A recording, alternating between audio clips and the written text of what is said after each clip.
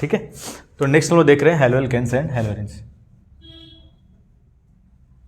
Hello alkanes and hello arenes.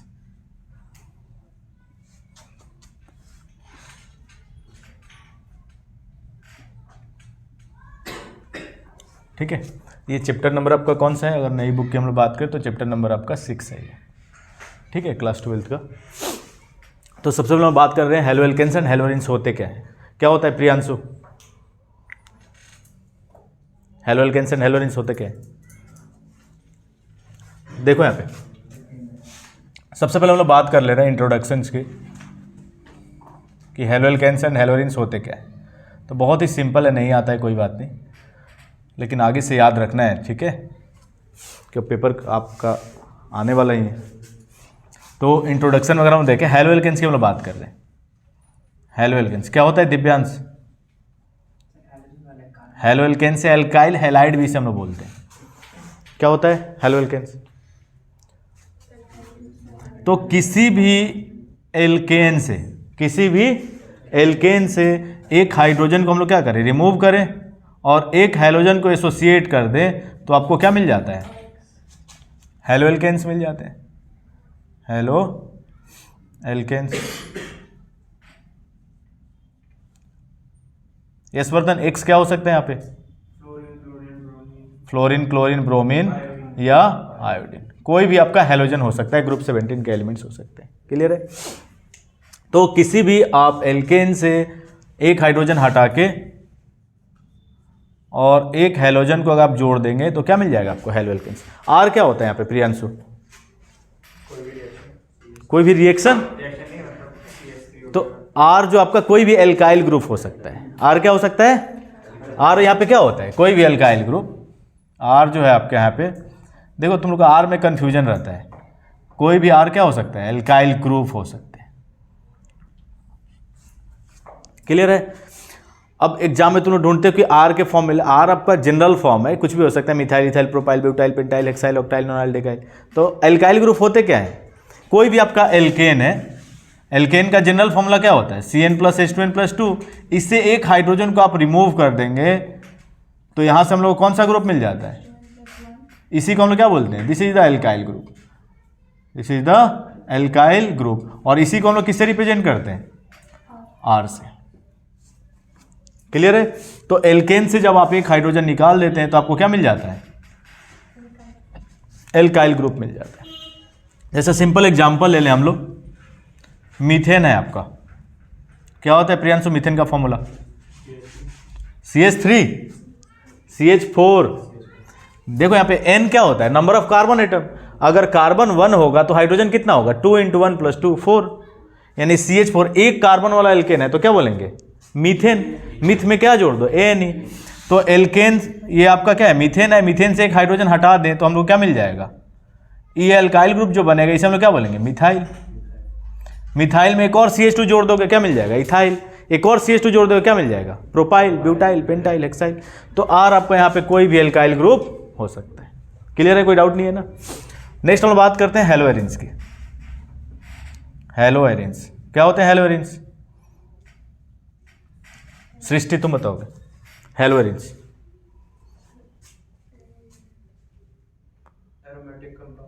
तो किसी भी आप बेंजीन रिंग से, किसी भी बेंजीन रिंग से, देखो बॉन्ड लाइन स्ट्रक्चर सबको आता है ना? आता है। सृष्टि यहाँ पे इस कार्बन पे कितने हाइड्रोजन होंगे? एक। क्यों? क्योंकि देखो 3 बॉन्ड कार्बन ऑलरेडी बना रहा है, यानी कि सारे कार्बन पे क्या प्रेजेंट होंगे? एक एक हाइड्रोजन। और बेंजीन का मॉलिक्यूलर फॉर्मूला पता ही आपको क्या होता है? C6H6। और बेंजीन से हम लोग क्या करें? एक हाइड्रोजन को रिप्लेस करें और कोई हैलोजन को एसोसिएट कर दे तो हम लोग को यहां से क्या मिल जाएगा? हैलो एरिन्स मिल जाएगा। यानी हैलो एरिन में बेंजीन से डायरेक्टली क्या एसोसिएट होना चाहिए? हैलोजन। तो उसे हम लोग क्या बोलेंगे? Hello arenes. ठीक है। और एक सबका क्या हो सकता है? फ्लोरीन, क्लोरीन, ब्रोमीन या आयोडीन। क्लियर है? तो यहां से बेंजीन से हम लोग एक हाइड्रोजन हटा के अगर हैलोजन एसोसिएट कर दे तो हम लोग को यहां से क्या मिल जाएगा? Hello arenes. क्लियर है? तो ये आपका इंट्रोडक्शन वाला पार्ट है कि hello alkanes and haloarenes होते क्या है। नोट करना है आप लोग को? नोट करना है? कर लो, नोट कर लो जल्दी से, फास्ट, ऐसा नहीं पॉज कर देना, उसको पॉज करना है। तो नेक्स्ट हम लोग देखते हैं क्लासिफिकेशंस। नेक्स्ट हम लोग बात कर रहे हैं किसकी? क्लासिफिकेशंस की, ठीक है। और ये वाला पार्ट जो है इंपॉर्टेंट है, जो इंपॉर्टेंट करो उसे इंपॉर्टेंट कर लेना तुम लोग। यहाँ से क्वेश्चंस आए हुए हैं, लगातार क्वेश्चन आए हुए हैं, इस बार नीट में भी क्वेश्चन था इसके क्लास के, ठीक है। तो इस टाइप से इससे क्वेश्चन आते हैं क्लासिफिकेशंस के ऊपर। देखो यहाँ पे, तो क्लासिफिकेशन की हम लोग बात करें तो पहले हम लोग हैलो एल्केन्स की बात कर ले रहे हैं। किसकी बात कर ले रहे हैं? हैलो एल्केन्स की। हैलो एल्केन्स को हम लोग एल्काइल हैलाइड भी बोलते हैं। क्या बोलते हैं? एल्काइल हैलाइड, ठीक है। तो मेनली हैलो एल्केन्स को हम लोग दो पार्ट में क्लासीफाई कर लेते हैं। मेनली कितने पार्ट में क्लासीफाई कर लेते हैं? दो पार्ट में। एक हम लोग देख लेते हैं mono hello alkanes, mono hello alkanes, and second हम लोग देख लेते हैं क्या?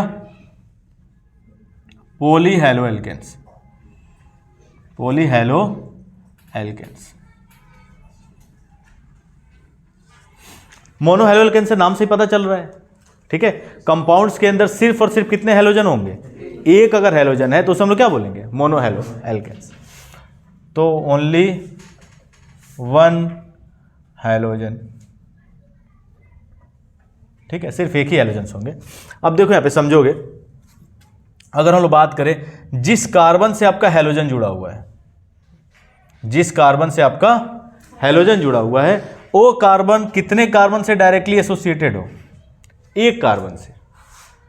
जिस कार्बन से आपका हैलोजन जुड़ा हुआ है वो कार्बन कितने कार्बन से डायरेक्टली एसोसिएटेड हो? एक कार्बन से। और ये कार्बन जो होना चाहिए क्या होना चाहिए? sp3 hybridise. क्या होना चाहिए? sp3 hybridise. अब तुम लोगों को डाउट हो रहा होगा sp3 हाइब्रिडाइज कब होता है, sp2 कब होता है? कब होता है ईशानी? तो कहीं भी सिंगल बॉन्ड से कार्बन एसोसिएटेड है तो इसके हाइब्रिडाइजेशन क्या होगी? डबल बॉन्ड से एसोसिएटेड है तो sp2, और ट्रिपल बॉन्ड से एसोसिएटेड है तो sp। तो ये याद रखना है आप लोग को। ये हम लोग क्लास 11th के अंदर पढ़ते हैं, जब हाइब्रिडाइजेशन पढ़ते हैं वहाँ पे केमिकल बॉन्डिंग के अंदर, तो सारी चीज़ें डिस्कस करते हैं हम लोग, ठीक है। अभी आप लोग सिर्फ याद रखेंगे डायरेक्टली, ठीक है।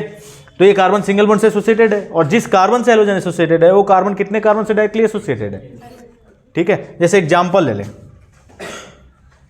सृष्टि, तुम बताओगे, सृष्टि राजपूत, ये जो हैलो एल्केन है ये कितना डिग्री है? 1 डिग्री। क्यों? क्योंकि जिस कार्बन से हैलोजन जुड़ा हुआ है वो कार्बन कितने कार्बन से डायरेक्टली जुड़ा हुआ है? एक ही कार्बन से जुड़ा हुआ है ना, इससे डायरेक्टली थोड़ा ना जुड़ा हुआ है। अगर देव को हम लोग बोले तो देव डायरेक्टली किससे जुड़ा हुआ है? यशवर्धन से, थोड़ा ना सृष्टि से डायरेक्टली जुड़ा हुआ है, क्योंकि इनडायरेक्टली है, ठीक है। तो डायरेक्टली तो एक ही कार्बन से, तो ये गलती तुम लोग नहीं करोगे एग्जाम में। तुम लोग क्या करते हो, इस कार्बन से देख लो 2 कार्बन जुड़े हुए हैं, डायरेक्टली कितना जुड़ा हुआ है? सिर्फ और सिर्फ एक। तो ये आपका कितना डिग्री होगा? 1 डिग्री या प्राइमरी हैलो एल्केन्स, 1 डिग्री या प्राइमरी, ठीक है। और आगे इसकी जरूरत पड़ेगी, जो आगे हम लोग को मेनली जो सारी चीजें पढ़नी है वो प्राइमरी के लिए ही ज्यादा पढ़नी है, प्राइमरी सेकेंडरी टर्शियरी के लिए, ठीक है। नेक्स्ट अगर हम लोग बात करें, जिस कार्बन से आपका हैलोजन जुड़ा हुआ है वो कार्बन कितने कार्बन से डायरेक्टली जुड़ा हुआ हो? 2 कार्बन के साथ। तो उसे हम लोग क्या बोलेंगे? 2 डिग्री या सेकेंडरी। आर और आर डैश लिखने का क्या मीनिंग है कनिष्क? आर डैश और आर डैश, आर और आर डैश लिखने का क्या मीनिंग है? मतलब ये एल्काइल ग्रुप सेम भी हो सकते हैं और डिफरेंट भी हो सकते हैं। क्लियर है ना? तो ये आपका क्या हो जाएगा? 2 डिग्री या सेकेंडरी, 2 डिग्री या सेकेंडरी। जिस कार्बन, अभी हम लोग मोनो हैलो एल्केन्स की बात करें, पॉली के लिए बात ही नहीं कर रहे, ठीक है।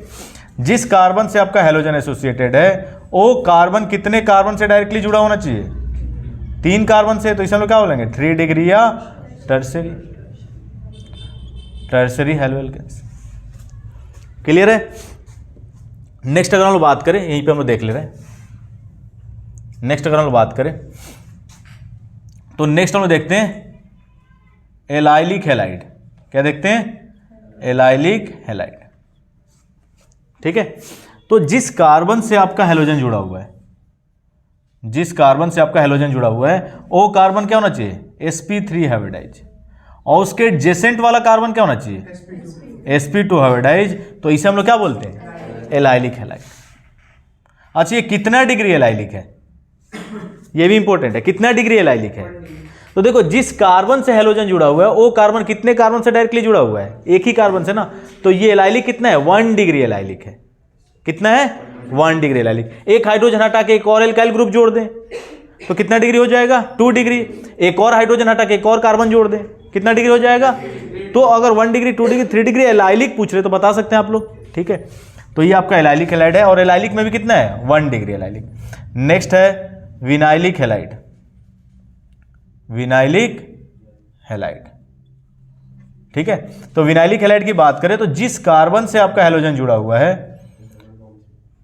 वो कार्बन क्या होना चाहिए, डबल बॉन्ड से एसोसिएटेड होना चाहिए, यानी sp2 हाइब्रिडाइज होना चाहिए, ठीक है। तो उसे हम लोग क्या बोलेंगे, विनाइलिक हैलाइड। और विनाइलिक हैलाइड में जो हैलोजन होता है वो रेजोनेंस से स्टेबलाइज होता है। क्या होता है, रेजोनेंस से स्टेबलाइज।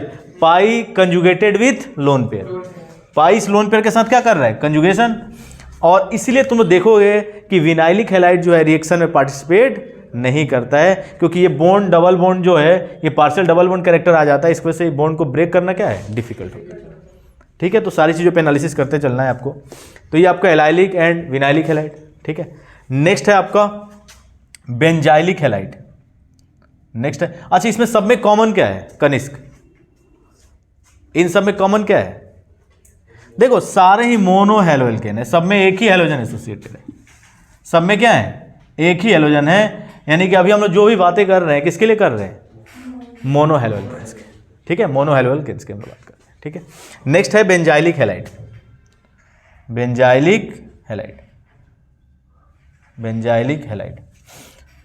तो जिस कार्बन से आपका हैलोजन एसोसिएटेड है वो कार्बन किससे डायरेक्टली एसोसिएटेड होने चाहिए, बेंजीन रिंग से, तो इसे हम लोग क्या बोलेंगे, बेंजाइलिक हैलाइड। अच्छा कितना डिग्री बेंजाइलिक है ये, 1 डिग्री। देखो जिस कार्बन से हैलोजन जुड़ा हुआ है वो कार्बन कितने कार्बन से डायरेक्टली जुड़ा हुआ है, एक ही के साथ, तो इसलिए क्या है ये 1 डिग्री बेंजाइलिक। तो ये आपका क्या हो जाएगा, बेंजाइलिक हैलाइड। और बेंजाइलिक में भी क्या होगा, 1 डिग्री बेंजाइलिक, 1 डिग्री या प्राइमरी भी हम लोग बोल सकते हैं, क्लियर है ना। तो ये सारे ही आपके क्या है, मोनो हैलोएल्केन्स के पार्ट है, यानी सब में एक ही हैलोजन है, क्लियर है। नोट कर लिया आप लोगों ने, कैप्चर कर लो, कोई नहीं बताएगा, कनिष्क ओनली। ये किस टाइप का हैलोजन डेरिवेटिव है, ये किस टाइप का हैलोएल्केन्स है, क्या है, विनाइलिक, वेरी गुड। देखो जिस कार्बन से आपका हैलोजन जुड़ा हुआ है वो कार्बन क्या है, डबल बॉन्ड से एसोसिएटेड है, तो ये क्या है, ये आपका विनाइलिक, ठीक है। तो ध्यान रखना है, बता सकते हो ना, आसान है। नेक्स्ट हम लोग बात कर रहे हैं पॉली हैलोएल्केन्स की। तो पॉली हैलोएल्केन्स में हम लोग फर्स्ट देख रहे हैं, इसे साफ कर दो, ये हो गया ना। तो इस टाइप से क्वेश्चन आ सकते हैं, कंसेप्ट पता है तो गलती नहीं होगी, ठीक है। नेक्स्ट हम लोग बात कर रहे हैं पॉली हैलोएल्केन्स की। तो नेक्स्ट पहला हम लोग इसमें देख रहे हैं पॉली हैलोएल्केन्स में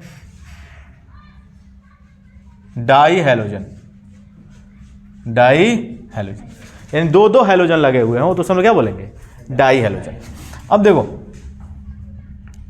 अगर दोनों ही हैलोजन एडजेसेंट कार्बन पे लगे हुए हैं, दोनों ही कार्बन क्या लगे हुए हैं, एडजेसेंट कार्बन पे, ठीक है, तो इसे हम लोग क्या बोलेंगे, विसिनल डाई हैलाइड।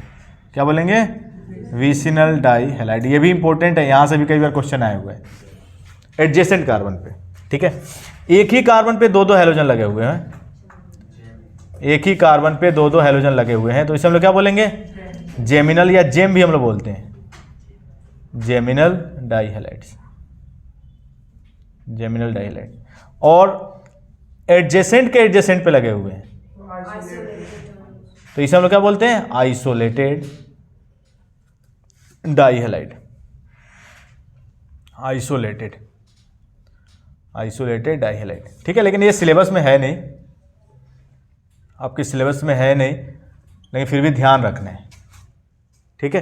तो ये आपके क्या हो गए, डाई हैलोजेंस हो गए, क्या हो गए, डाई हैलोजेंस। नेक्स्ट हम लोग बात करते हैं ट्राई हैलोजेंस की। किसकी बात कर रहे हैं, ट्राई हैलोजेंस। क्या होगा ट्राई हैलोजन, कनिष्क। तो ट्राई हैलोजन में क्या होंगे, 3 हैलोजन लगे हुए होंगे, उसे हम लोग क्या बोलेंगे, ट्राई हैलोजन। अब देखो यहाँ पे, जैसे अगर हम लोग बात करें CHX3, CHX3, तो इसे हम लोग क्या बोलते हैं, तो इसका एक कॉमन नेम है, इसको हम लोग बोलते हैं हेलोफॉर्म। क्या बोलते हैं? हेलोफॉर्म। क्लियर है? अगर हम लोग क्लोरीन लगा दे तो क्या बोलेंगे? क्लोरोफॉर्म। ब्रोमीन लगा दे तो, और आयोडीन लगा दे तो आयोडोफॉर्म। ये क्लोरोफॉर्म ब्रोमोफॉर्म जो होते हैं ये क्या होते हैं? कलरलेस होते हैं। क्या होते हैं? कलरलेस। तो कोई भी टेस्ट अगर आपको करना है तो आप क्लोरोफॉर्म और ब्रोमोफॉर्म से टेस्ट नहीं कर सकते। जबकि आयोडोफॉर्म जो होता है ये क्या होता है? येलो पीपीटी होता है। क्या होता है? Yellow precipitate.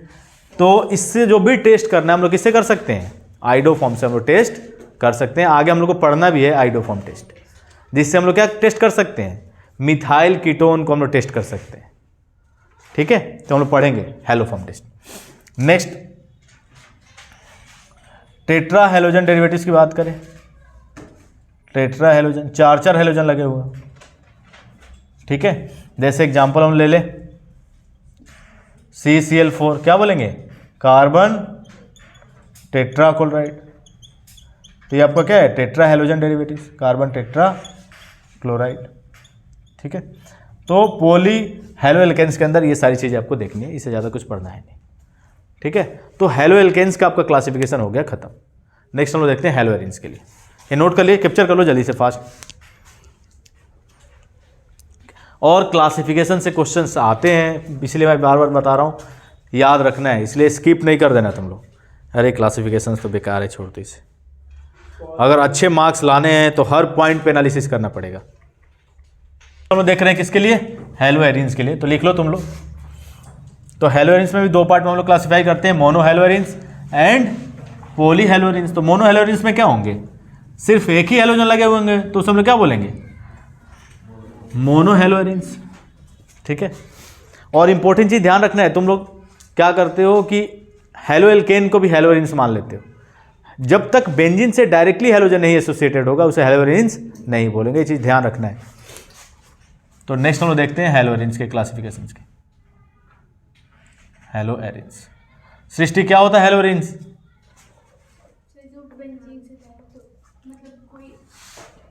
बेंजीन से डायरेक्टली हेलोजन जुड़े हुए हो। बेंजीन से क्या जुड़ा हुआ हो? हेलोजन। तो इसे हम लोग क्या बोलते हैं? हेलो एरिन्स बोलते हैं। ठीक है, अब दो पार्ट में हेलो एरिन्स को हम लोग क्लासिफाई करते हैं। कौन कौन से?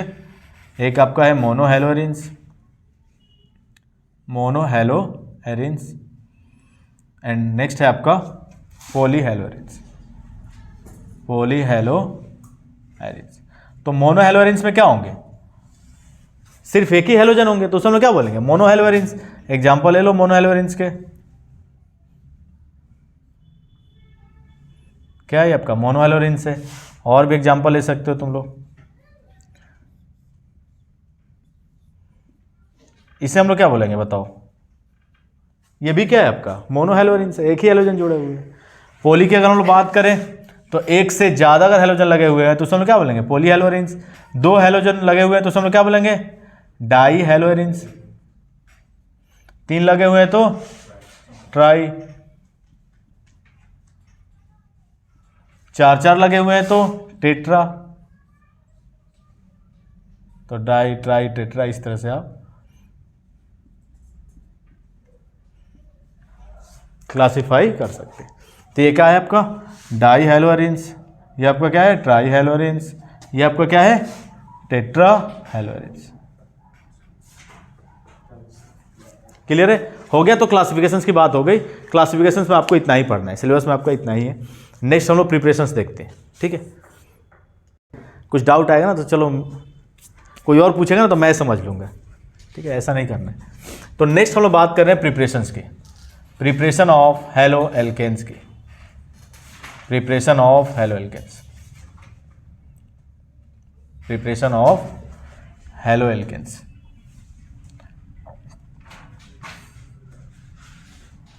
तो हेलो एल्केन्स को हम लोग कैसे प्रिपेयर करेंगे ये हम लोग देख रहे हैं। ठीक है, तो फर्स्ट जो मेथड है फ्रॉम एल्कोहल्स,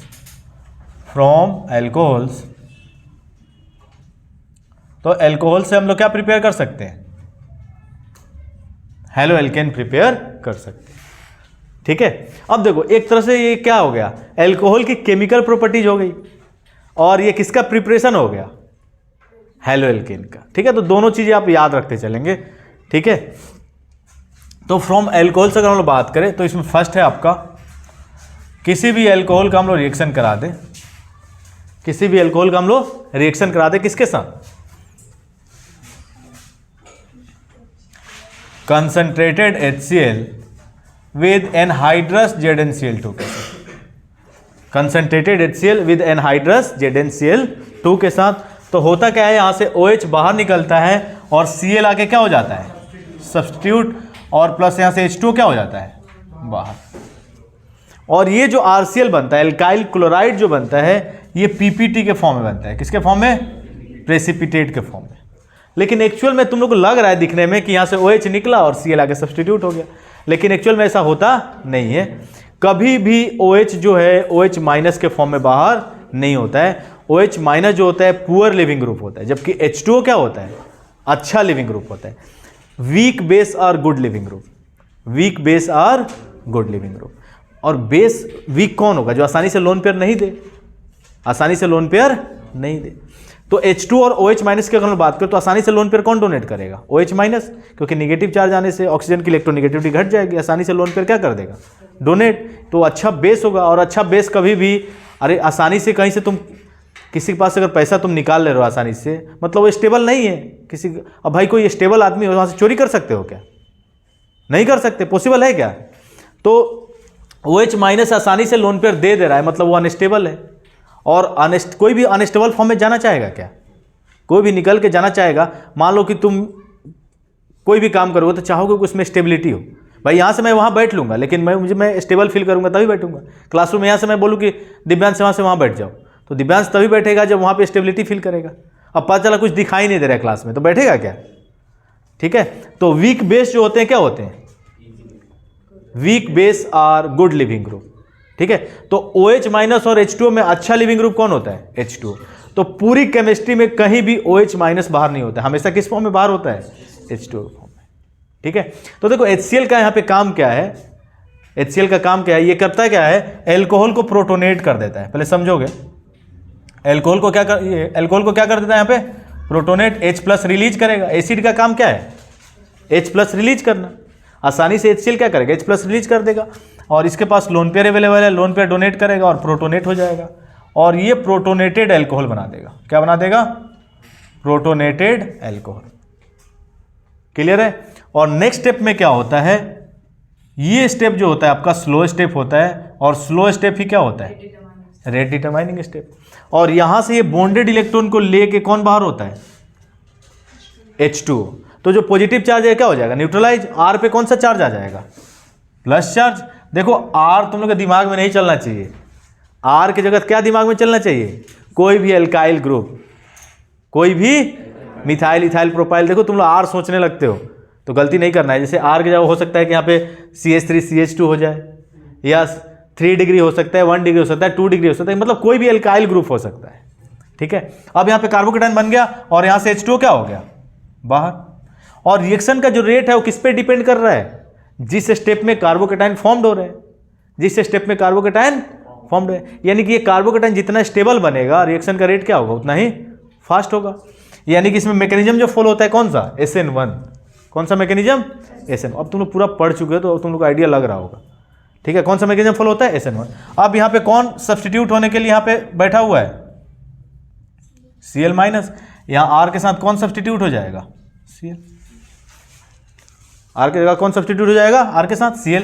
और इसमें कौन सा मैकेनिज्म फॉलो होता है, SN1, first order nucleophilic substitution. यानी रिएक्शन का जो रेट है वो किस पे डिपेंड करेगा,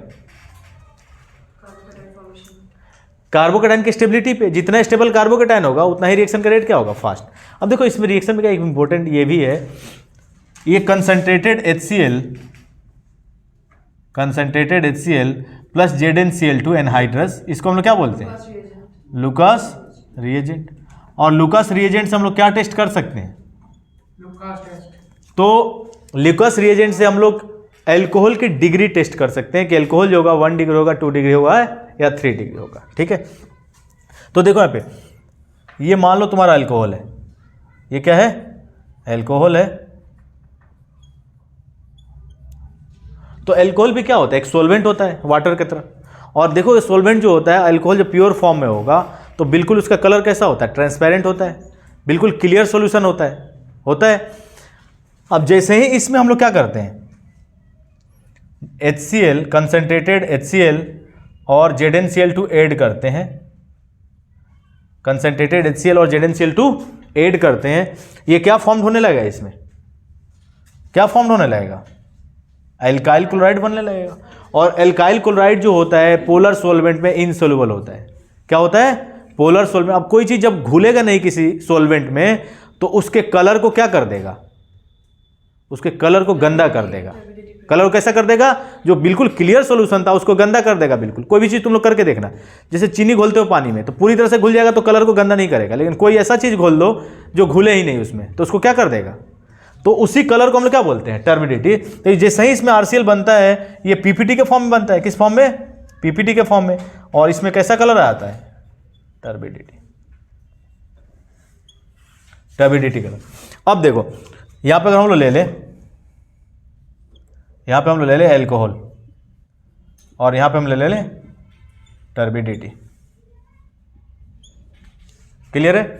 तो अगर आपका एल्कोहल क्या होगा, एल्कोहल आपका 3 डिग्री होगा, एल्कोहल क्या होगा 3 डिग्री, या रेजो स्टेबलाइज कार्बोकेटाइन होगा, रेजोनेंस स्टेबलाइज कार्बोकेटाइन। देखो जरूर नहीं 3 डिग्री ही हो सकता है कि एलाइलिक कार्बोकेटाइन मिल जाए आपको, तो वो भी क्या होता है, स्टेबल होता है, उसमें भी आपका ये ल्यूकास टेस्ट होगा। तो रेजोनेंस स्टेबलाइज या 3 डिग्री कार्बोकेटाइन है, रेजोनेंस स्टेबलाइज या 3 डिग्री कार्बोकेटाइन। तो उस केस में इमीडिएटली क्या प्रोड्यूस होगा, इमीडिएटली क्या प्रोड्यूस होगा, टर्बिडिटी। 2 डिग्री अगर होगा तो 5 to 10 मिनट या 2 to 5 मिनट, बुक में अलग अलग लिखा होता है, 5 to 10 मिनट ले लो। और अगर 1 डिग्री होगा तो आफ्टर लॉन्ग टाइम इसमें टर्बिडिटी प्रोड्यूस होगा, आफ्टर लॉन्ग टाइम। ऐसा क्यों हुआ, ऐसा क्यों हुआ, तो देखो यहां पे समझ लो, स्टेबिलिटी ऑफ कार्बोकेटाइन की वजह से। तो रेट ऑफ जो रिएक्शन है वो किस पे डिपेंड कर रहा है, Kanishk, directly proportional to stability of carbocation. जितना स्टेबल कार्बोकेटाइन होगा उतना फास्ट क्या बनेगा, एल्काइल लाइट, यानी उतना फास्ट PPT बनेगा और उतना फास्ट टर्बिडिटी प्रोड्यूस होगा। और सबसे स्टेबल कार्बोकेटाइन कौन सा होता है, आपको पता है कि 3 डिग्री जो कार्बोकेटाइन होते हैं सबसे ज़्यादा स्टेबल, फिर 2 डिग्री, फिर 1 डिग्री, और फिर कौन से होते हैं, मिथाइल कार्बोकेटाइन। और एक इंपॉर्टेंट नोट मैं लिख दे रहा हूं, अगर और अच्छे क्वेश्चंस आ जाएंगे तो हो सकता है कि रीअरेंजमेंट का भी कंसेप्ट डाल सकता है, ठीक है। तो नोट करके मैं यहां पे लिख दे रहा हूं, कहीं भी कार्बोकेटाइन बन रहा है तो rearrangement of carbocation if possible, rearrangement of carbocation if possible, rearrangement of carbocation if possible. अगर कहीं कार्बोकेटाइन का रीअरेंजमेंट पॉसिबल है तो आप पहले कार्बोकेटाइन का क्या कराएंगे, रीअरेंजमेंट कराएंगे, और फिर क्या कराएंगे, न्यूक्लियोफाइल का सब्स्टिट्यूशन। जैसे क्वेश्चन करके मैं बता दूंगा तुम लोग को, ठीक है। तो इतना तुम लोग नोट करो, बोर्ड पे स्पेस कम है और भी थोड़ा सा बड़ा। तो यहाँ पे जो आपका HCl है ये तो समझ में आ गया कि अल्कोहल को प्रोटोनेट करने के लिए और Cl का सब्स्टिट्यूशन कराने के लिए हम लोग क्या यूज कर रहे हैं, HCl। लेकिन ZnCl2 का यहाँ पे क्या काम है, ZnCl2 का क्या काम है यहाँ पे बताओ,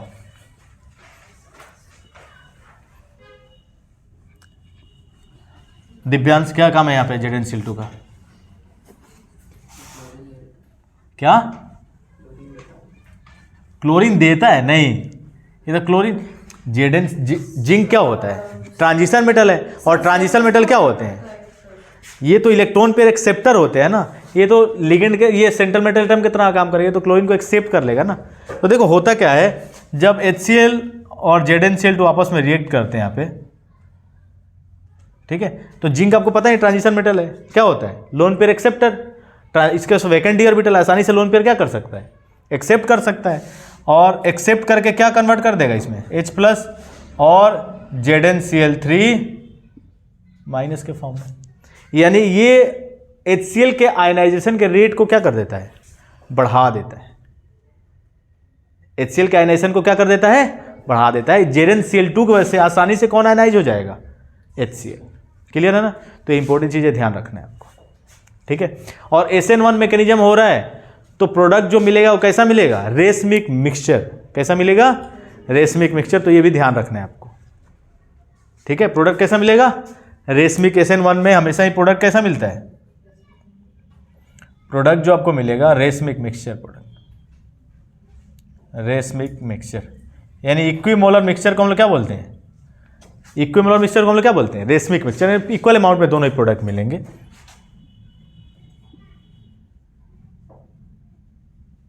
ठीक है। तो ये चीज़ ध्यान रखना है। आगे बढ़े, हो गया सबका। अच्छा तुम लोग कार्बोकेटाइन में क्या है ना, एक थोड़ा सा इंपॉर्टेंट चीज़ है कार्बोकेटाइन में, मैं बता दूं। तुम लोग 3 डिग्री 2 डिग्री 1 डिग्री याद रखते हो, लेकिन याद नहीं रखना है, ठीक है। जो कार्बोकेटाइन की स्टेबिलिटी होती है inversely proportional to positive charge density. Positive charge density जितनी कम होगी कार्बोकेटाइन की स्टेबिलिटी क्या होगी, उतनी ही ज़्यादा, ठीक है। तो कहीं भी अगर रेजोनेंस स्टेबलाइज कार्बोकेटाइन आ रहा है तो 3 डिग्री से भी क्या होगा, ज़्यादा स्टेबल होगा। जैसे बेंजाइलिक कार्बोकेटाइन जो होगा वो 3 डिग्री से भी क्या होगा, ज़्यादा स्टेबल होगा। क्लियर है ना, ध्यान रखना है। तो नेक्स्ट हम लोग देखते हैं इसका सेकंड पार्ट, क्योंकि बहुत सारी चीज़ें अगर डिस्कस हम लोग करेंगे ना फिर पता चला कि शाम को घर जाओगे तुम, ठीक है। तो जो इंपॉर्टेंट चीज़ है उसी को हम लोग फोकस करते हैं जिससे आपका क्वेश्चन आते हैं, ठीक है। नेक्स्ट सेकंड हम लोग देख रहे हैं इसका बी। अगर एल्कोहल का हम लोग रिएक्शन करा दें sodium bromide NaBr with H2SO4 के साथ, तो इसमें भी सेम चीज़। H2SO4 का यहाँ पे क्या काम है, एल्कोहल को प्रोटोनेट करना, एल्कोहल को प्रोटोनेट करना। और NaBr का काम क्या है, न्यूक्लियोफाइल प्रोवाइड करना। NaBr का काम क्या है, न्यूक्लियोफाइल प्रोवाइड करना। और यहाँ से OH बाहर होगा और कौन आके सब्सटीट्यूट हो जाएगा, Br। कौन आके सब्सटीट्यूट हो जाएगा, Br। और एल्काइल ब्रोमाइड मिल जाएगा और साथ ही साथ सोडियम NaHSO4 सोडियम बाइसल्फेट और अलॉन्ग विद H2, ठीक है। तो थोड़ा सा मैकेनिज्म देखोगे तो सिंपल सा मैकेनिज्म है। वैसे मैकेनिज्म इसका पूछता नहीं है, मैकेनिज्म याद नहीं रखोगे कोई प्रॉब्लम नहीं है, लेकिन होता कैसे समझ लो। देखो इसको same mechanism as it is, alcohol जो है इसको कौन प्रोटोनेट कर देगा, H+, और H+ आएगा कहाँ से, H2SO4 से। यानी H2SO4 का काम क्या है यहाँ पे, एल्कोहल को प्रोटोनेट करना। क्योंकि OH- के फॉर्म में ये कभी बाहर नहीं होगा, हमेशा किस फॉर्म में बाहर होगा, H2 के फॉर्म में। और यहाँ से प्रोटोनेटेड एल्कोहल, और अगेन यहाँ से क्या होगा, H2 बाहर हो जाएगा और यहाँ पे Br- बैठा हुआ है। ये Br- आया कहाँ से, NaBr से। NaBr का काम यही है क्या, न्यूक्लियोफाइल प्रोवाइड करना, और न्यूक्लियोफाइल यहाँ से प्रोवाइड करेगा और यहाँ से एल्काइल ब्रोमाइड आपको मिल जाएगा। क्लियर है। नेक्स्ट आपका है सी, थर्ड, कि अगर हम लोग 3 मोल एल्कोहल का रिएक्शन करा दें फॉस्फोरस ट्राइक्लोराइड के साथ, PCl3 के साथ। किसके साथ, PCl3 के साथ। तो यहां से हम लोग क्या मिल जाता है, 3 मोल एल्काइल क्लोराइड मिल जाता है और साथ ही साथ क्या मिल जाता है, H3PO3। देखो रिएक्शन का प्रोसेस याद रखना है, होता कैसे रिएक्शन से समझोगे। तो PCl3 की हम लोग बात करें अगर, तो इसकी ज्योमेट्री कैसी होती है, कैसी होती है दिव्यांश, ट्राइगोनल प्लेनर, ठीक है। अब यहाँ पे होगा क्या, ये 3 मोल एल्कोहल इसके साथ रिएक्ट करेगा, 3 मोल एल्कोहल इसके साथ रिएक्ट करेगा और OH किससे एक्सचेंज हो जाएगा आपका, OH किससे एक्सचेंज हो जाएगा, Cl से। OH किससे एक्सचेंज हो जाएगा, Cl से। यहाँ पे OH किससे एक्सचेंज हो जाएगा, Cl से। और यहाँ से बताओ R के साथ क्या आ जाएंगे, RCl RCl RCl 3 मोल, यहाँ से एल्काइल क्लोराइड मिल जाएगा। और P के साथ कितने OH जुड़ जाएंगे, 3 OH जुड़ जाएंगे। तो POH3 लिखो या H3PO3 लिखो, कोई फर्क है क्या। तो इसको हम लोग क्या लिख लेंगे, H3PO3। तो एल्काइल क्लोराइड हम लोग यहाँ से फॉर्म कर सकते हैं। क्लियर है, तो जल्दी करो फास्ट। तो अभी तो नेक्स्ट है डी है ना। तो अगर हम लोग एल्कोहल का रिएक्शन करा दें किसके साथ, फॉस्फोरस पेंटाक्लोराइड के साथ, PCl5 के साथ, फॉस्फोरस पेंटाक्लोराइड के साथ, ठीक है, अब देखो कैसे होगा रिएक्शन, समझ लो तुम लोग। ये आपका एल्कोहल है और ये आपका है फॉस्फोरस पेंटाक्लोराइड।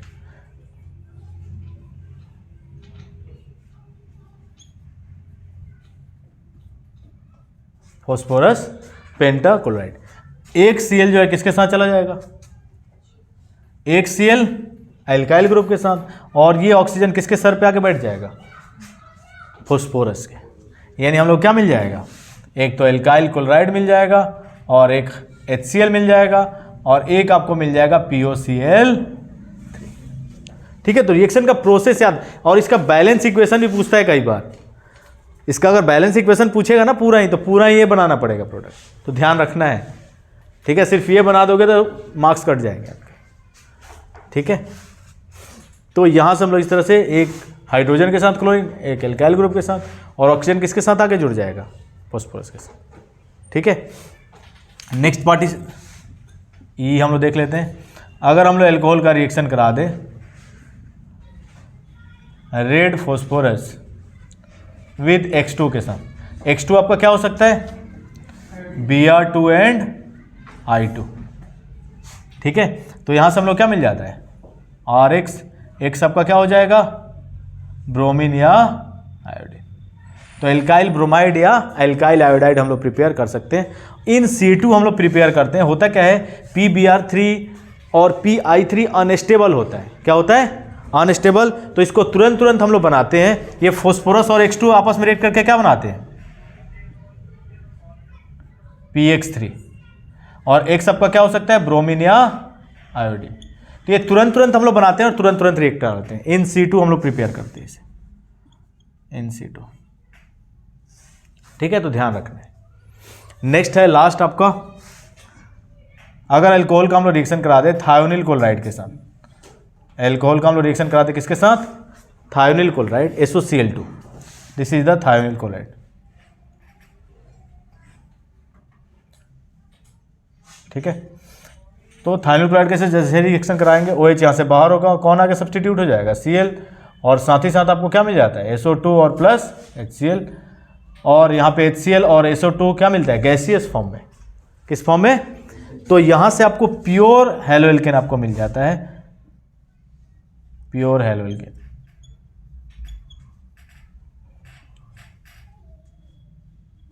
तो हेलोएल्केन प्रिपेयर करने के लिए ये मेथड हम लोग ज़्यादा प्रेफर करते हैं, क्योंकि बाकी जो प्रोडक्ट होते हैं वो गैसियस फॉर्म में होते हैं और वो बाहर निकल जाते हैं, प्योर फॉर्म में हम लोग को हेलोएल्केन मिल जाता है। क्लियर है, तो ध्यान रखोगे। यहाँ पे हो गया सबका।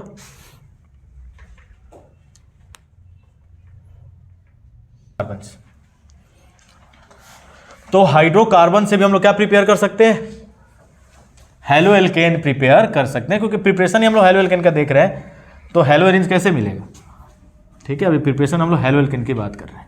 ठीक है, तो जो भी इंपॉर्टेंट चीज़ होगी मैं बताते चलूंगा, तो ध्यान रखना है आप लोग को। ठीक है, तो नेक्स्ट है सेकेंड आपका method, from hydrocarbons,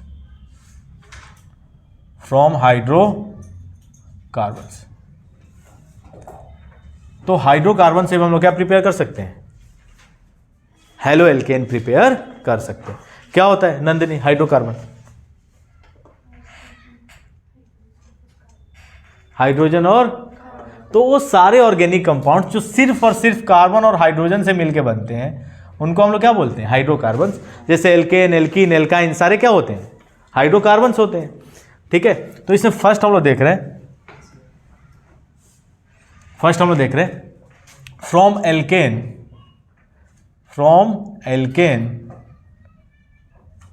from alkanes by free radical halogenation, by free radical halogenation, free radical halogenation. तो एल्केन से हम लोग बाय फ्री रेडिकल हैलोजेनेशन करा के हम लोग क्या प्रिपेयर कर सकते हैं, हेलोएल्केन प्रिपेयर कर सकते हैं। ठीक है, देखो होता क्या है समझोगे। जैसे अगर हम लोग मीथेन की बात करें, तो मीथेन का अगर हम लोग करा दें क्लोरीनेशन, और हमेशा ही फ्री रेडिकल हैलोजेनेशन किसके प्रेजेंस में, सनलाइट और हीट के प्रेजेंस में। किसके प्रेजेंस में, सनलाइट। और सनलाइट से जो एनर्जी निकलती है वो एनर्जी कितनी होती है, h न्यू। अगर तुम लोग क्लास 11th में प्लैंक्स क्वांटम थ्योरी पढ़े होगे तो वहाँ पे ये चीज़ पढ़े होगे कि सनलाइट से जो एनर्जी होती है वो कितनी होती है, एच न्यू। तो एच न्यू या डेल्टा से क्या मतलब है, हीट। तो सनलाइट और हीट के प्रेजेंस में अगर हम लोग क्लोरीनेशन करा दें तो होता क्या है, एक हाइड्रोजन यहाँ से बाहर होगा और एक क्लोरीन आके क्या हो जाएगा, सब्स्टिट्यूट। और यहाँ से जो एक हाइड्रोजन निकला वो किसके साथ कंबाइंड हो जाएगा, क्लोरीन के साथ। क्लियर है। अगेन क्या होगा, फर्दर इसका हम लोग रिएक्शन करा दें किसका, किसके साथ, क्लोरीन के साथ। सनलाइट और हीट के प्रेजेंस में क्या होगा बताओ, ये कराने की जरूरत नहीं है, खुद ही क्या होगा, फर्दर ये क्लोरीन के साथ रिएक्ट करेगा। हाईली रिएक्टिव होता है कौन, क्लोरीनेशन। ठीक है। तो यहां से क्या होगा, HCl बाहर होगा और यहां से क्या मिल जाएगा, CH2Cl2। फर्दर क्या होगा, फिर क्लोरीन के साथ रिएक्ट करेगा और यहां से क्या बाहर हो जाएगा, HCl बाहर हो जाएगा और CHCl3।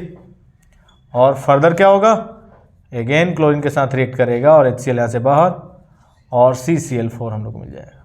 तो क्लोरीनेशन जो होता है more reactive and less selective, क्या होता है, more reactive and less selective. और फ्लोरीनेशन हम लोग कराते ही नहीं है, फ्लोरीनेशन इतना हाईली एक्जोथर्मिक होता है कि उसमें एक्सप्लोजन हो सकता है, इसीलिए हम लोग फ्लोरीनेशन नहीं कराते।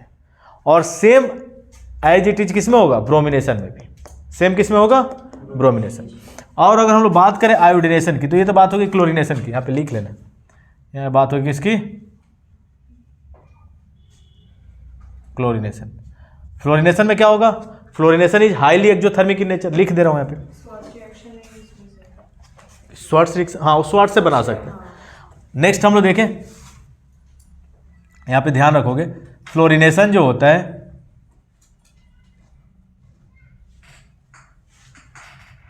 Fluorination is highly exothermic, highly exothermic in nature, highly exothermic in nature, highly exothermic in nature. और हाईली एक्जोथर्मिक मतलब क्या है कि लार्ज अमाउंट में एनर्जी रिलीज होगी, हीट रिलीज होगा तो एक्सप्लोजन हो सकता है, तो हम लोग फ्लोरीनेशन नहीं कराते। और ब्रोमिनेशन की बात करें तो सेम एज क्लोरीनेशन, ब्रोमिनेशन क्या होगा, सेम एज क्लोरीनेशन।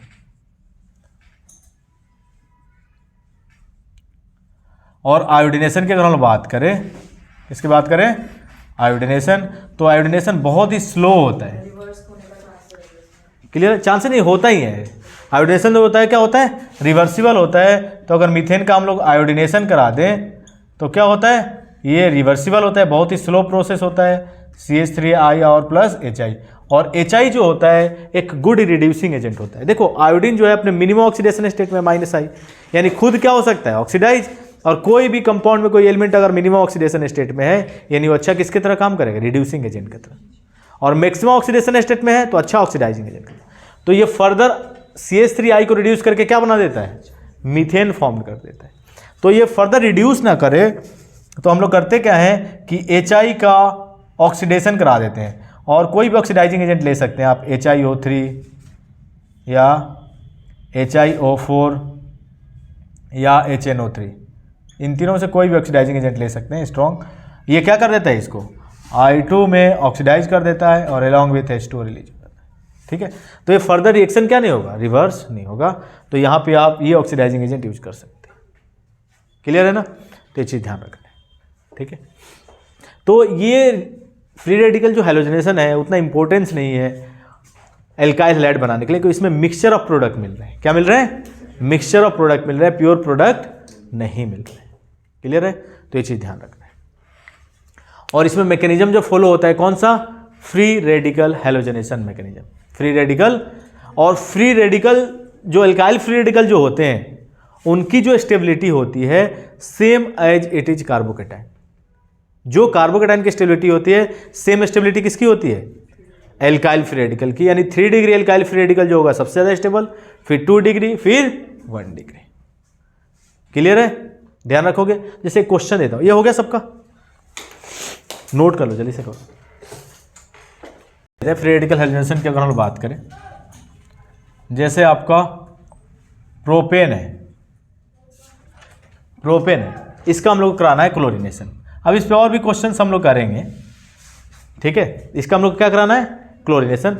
हमेशा किसके प्रेजेंस में होगा हैलोजनेशन, सनलाइट और हीट के प्रेजेंस में, सनलाइट और हीट के प्रेजेंस में। ठीक है, तो होगा क्या, देखो ये कितना डिग्री हाइड्रोजन है, 2 डिग्री, क्योंकि ये कार्बन कितना है, 2 डिग्री कार्बन। ये कार्बन कितने कार्बन से डायरेक्टली जुड़ा हुआ है, 2 कार्बन से, और 2 डिग्री कार्बन है, और 2 डिग्री कार्बन पे जो हाइड्रोजन होंगे क्या होंगे, 2 डिग्री हाइड्रोजन, और ये दोनों क्या है, 1 डिग्री। तो यहां से भी हाइड्रोजन निकल सकता है और यहां से भी निकल सकता है। तो 2 प्रोडक्ट मिलेंगे, एक तो ये CH3 CH2 सॉरी CHCl, और ये क्या हो जाएगा CH3, और प्लस एक और प्रोडक्ट मिलेगा CH3 CH2 CH2Cl। ठीक है, यहां पे जो फ्री रेडिकल बनेगा, यहां पे जो फ्री रेडिकल कितना डिग्री बनेगा, 2 डिग्री, जबकि यहां पे कितना डिग्री बनेगा, 1 डिग्री। लेकिन देखो फिर भी ये प्रोडक्ट जो है 45% बनता है, और ये कितना बनता है 55%। कहीं ना कहीं ये भी मेजर अमाउंट में बन रहा है, क्योंकि देखो जो अवेलेबिलिटी है 1 डिग्री हाइड्रोजन की वो काफ़ी ज़्यादा है। 2 डिग्री हाइड्रोजन सिर्फ और सिर्फ कितने हैं, 2 हैं, जबकि 1 डिग्री हाइड्रोजन कितने हैं, 6 1 डिग्री हाइड्रोजन है। तो इसकी अवेलेबिलिटी क्या है, ज़्यादा है, और इसीलिए मेजर अमाउंट में ये प्रोडक्ट मिल रहा है। और ज़्यादा अगर हाइड्रोजन, अगर मान लो 1 डिग्री हाइड्रोजन 9 हो जाए, तो फिर ये क्या हो जाएगा, मेजर प्रोडक्ट हो जाएगा। जैसे और भी एग्जाम्पल तुम लोग लेना चाहो तो ध्यान रखोगे थोड़ा सा तुम लोग।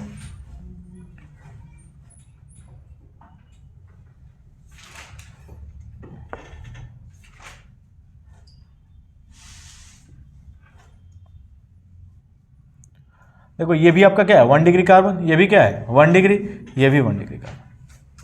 ये क्या है 2 डिग्री है, और ये क्या है 3 डिग्री है। तो 2 डिग्री का तो कोई चांस ही नहीं है, 2 डिग्री का तो कोई चांस ही नहीं है, कि 1 डिग्री की अवेलेबिलिटी ज़्यादा है इसलिए उस पर सब्सटीट्यूट हो सकता है, और 3 डिग्री ज़्यादा स्टेबल है इसलिए सब्सटीट्यूट हो सकता है क्लोरीन। ठीक है, लेकिन मेजर जो प्रोडक्ट होगा वो कौन सा होगा, अगर सनलाइट और हीट के प्रेजेंस में रिएक्शन हम लोग करा दें तो देखो यहाँ पे CH3 C, और यहाँ से एक हाइड्रोजन बाहर होगा, कौन आके सब्सटीट्यूट हो जाएगा, क्लोरीन, CH3 CH2 CH3। एक तो ये प्रोडक्ट मिलेगा। एक्सपेक्ट तो आप यही कर रहे थे कि मेजर ये होना चाहिए था, लेकिन मेजर कौन सा होगा, CH3 CH3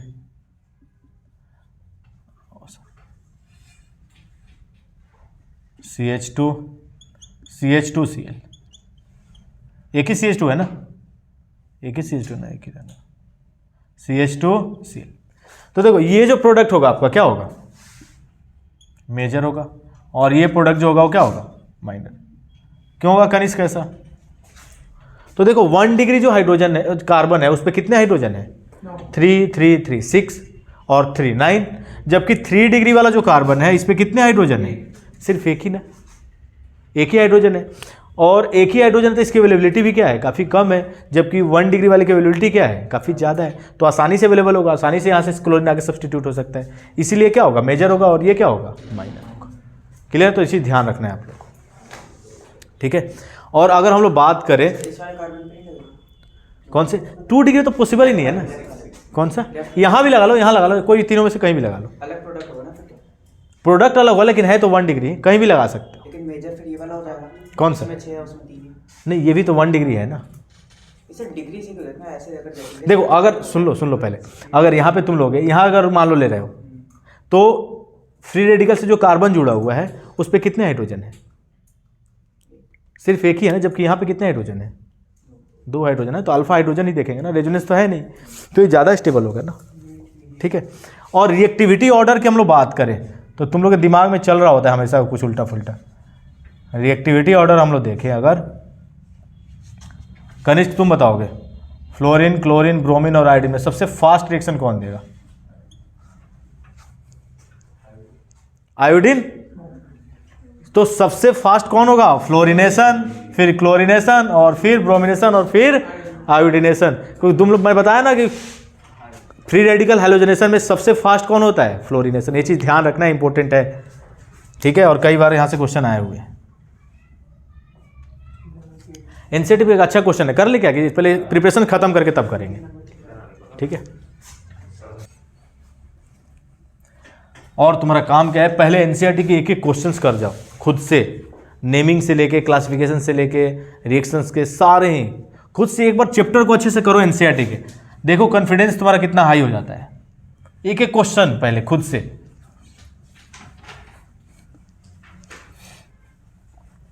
हो गया, ऑन कर लो।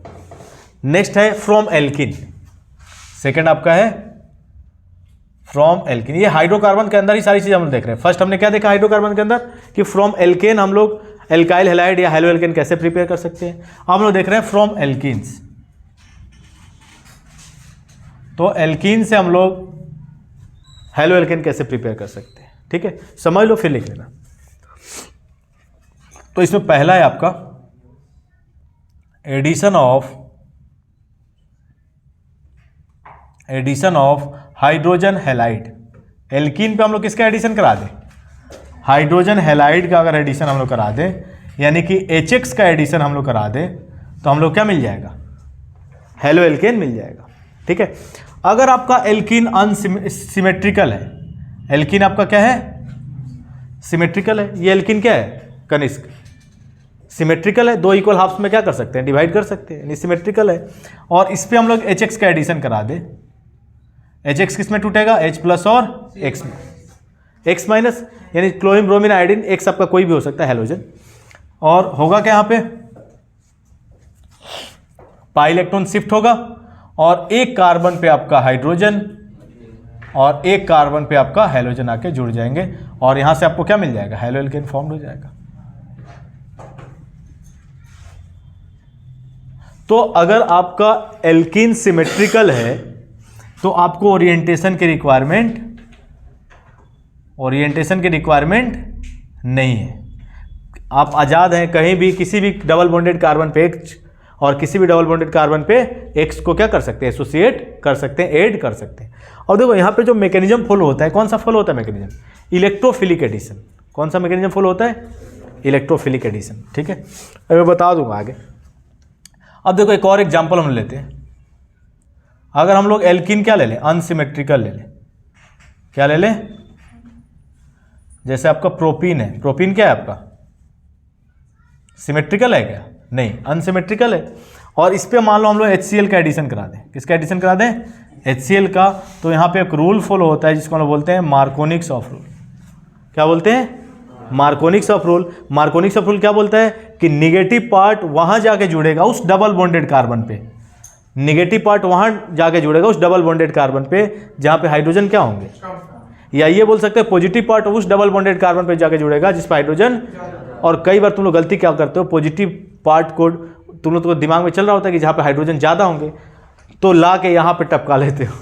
तो ये गलती नहीं करना है, हमेशा ही डबल बॉन्डेड कार्बन पे। कई बार मैं देखा हूँ बच्चे कर लेते हैं यहाँ पे, अरे 5 बॉन्ड थोड़े ना बना सकता है, 3 पहले से है कि ये भी 4 बॉन्ड बना रखा है, अब एक और कहाँ से ला के। अब तुम्हारी कैपेसिटी है 10 रोटी खाने की मैक्सिमम, तो 11 खा सकते हो क्या भाई, 10 ही खा सकते हो ना। तो यहाँ पे डबल बॉन्डेड कार्बन पे हमेशा जोड़ना है। ठीक है, तो होगा क्या, निगेटिव पार्ट वहां जाके जुड़ेगा जहां पे हाइड्रोजन क्या होंगे, हाइड्रोजन कम होंगे, यानी कि पॉजिटिव पार्ट वहां जाके जुड़ेगा जहां पे हाइड्रोजन ज्यादा होंगे। पहले से 2 हाइड्रोजन थे, हाइड्रोजन और आके लग गया और यहाँ पे CH डबल बॉन्ड ब्रेक हुआ, CH के साथ क्या जुड़ गया, X। अब देखो थोड़ा सा मैकेनिज्म समझ लो इसका। इसमें जो मैकेनिज्म फॉलो होता है, इसमें जो मैकेनिज्म फॉलो होता है कौन सा, तो इसमें मैकेनिज्म फॉलो होता है electrophilic addition. Electrophilic addition, electrophilic addition से क्या मीनिंग है, यानी सिंपल ये है कि पहले इलेक्ट्रोफाइल ऐड होता है और फिर कौन ऐड होता है, न्यूक्लियोफाइल। यानी रिएक्शन को इनिशिएट कौन करता है, इलेक्ट्रोफाइल, इसीलिए हम लोग इसे क्या बोलते हैं, इलेक्ट्रोफिलिक एडिशन। क्लियर है। अब देखो यहाँ पे ये आपका प्रोपीन है, ये आपका प्रोपीन है। देखो पाई इलेक्ट्रॉन यहां भी शिफ्ट हो सकता है, पाई इलेक्ट्रॉन इधर भी शिफ्ट हो सकता है। ठीक है, तो देखो 2 इंटरमीडिएट बनेंगे। पहले में क्या होता है, इलेक्ट्रोफाइल का एडिशन होता है। इलेक्ट्रोफाइल HCl में कौन है, H प्लस। पॉजिटिवली चार्ज जो स्पीसीज होते हैं किसकी तरह काम करते हैं, इलेक्ट्रोफाइल की तरह। तो H प्लस यहाँ किस पे तरह बिहेव कर रहा है, इलेक्ट्रोफाइल की तरह। पाई इलेक्ट्रॉन यहाँ भी शिफ्ट हो सकता है, यहाँ पे। बताओ पाई इलेक्ट्रॉन अगर यहाँ शिफ्ट होगा तो इस कार्बन पे कौन सा चार्ज आएगा, इलेक्ट्रॉन गेन कर रहा है निगेटिव, और इस पे कौन सा चार्ज आएगा, और H प्लस क्या है, पॉजिटिवली चार्ज। और पॉजिटिवली चार्ज हमेशा कहाँ अट्रैक्ट होगा, नेगेटिव चार्ज। ठीक है, अपोजिट चार्ज क्या होगा, अट्रैक्ट ईच अदर, यानी कि CH3 और इस पे कौन सा चार्ज आ जाएगा, प्लस, और ये क्या हो जाएगा, CH3। ठीक है। अब अगर पाई इलेक्ट्रॉन यहाँ शिफ्ट होगा तो इस पर कौन सा चार्ज आएगा, निगेटिव, और यहाँ पे कौन आके जुड़ जाएगा, हाइड्रोजन, और इस पर कौन सा चार्ज जनरेट हो जाएगा। कोई भी इलेक्ट्रोफाइल क्या होता है, नेगेटिव सेंटर सीकिंग ग्रुप। अब लड़का लड़की की तरफ अट्रैक्ट होगा ना, लड़के की तरफ थोड़ा ना अट्रैक्ट होगा। अपोजिट चार्ज हमेशा क्या होगा, अट्रैक्ट ईच अदर। अब बताओ ये कितना डिग्री कार्बोकेटाइन है दिव्यांश, 2 डिग्री, जबकि नीचे वाला कितना डिग्री है, 1 डिग्री कार्बोकेटाइन। अब बताओ अगर यहां पे Cl को जाके ऐड होना है, Cl माइनस को यहां ऐड होगा, यहां ऐड होगा ऊपर वाले में, क्योंकि इसमें मेजर प्रोडक्ट, तो Cl जाके यहां पे Cl माइनस क्या हो जाएगा, ऐड हो जाएगा, और ये प्रोडक्ट मिल जाएगा आपको मेजर, CH3 CH Cl और ये CH3। तो देखो Cl वहां जुड़ा जहां पे हाइड्रोजन कम है, उसमें आपको प्रोडक्ट क्या मिल रहा है, मेजर प्रोडक्ट मिल रहा है, स्टेबल प्रोडक्ट मिल रहा है। जबकि जहां पे हाइड्रोजन ज्यादा था जिस डबल बॉन्डेड कार्बन पे, वहां पे जो प्रोडक्ट मिल रहा है उसमें क्या मिल रहा है, माइनर प्रोडक्ट। तो प्रोडक्ट ये भी दोनों ही प्रोडक्ट बनेंगे, ये भी एक बनेगा प्रोडक्ट, इस पे भी Cl माइनस ऐड होगा, CH3 CH2 CH2 Cl, लेकिन मेजर कौन होगा, ये आपका क्या होगा, माइनर। यानी कि इस रिएक्शन का जो रेट है वो किस पे डिपेंड कर रहा है, रेट ऑफ रिएक्शन जो है किस पे डिपेंड कर रहा है, रेट ऑफ रिएक्शन जो है directly proportional to stability of carbocation. पूरी ऑर्गेनिक में आपको पीछा नहीं छोड़ेगा, stability of carbocation.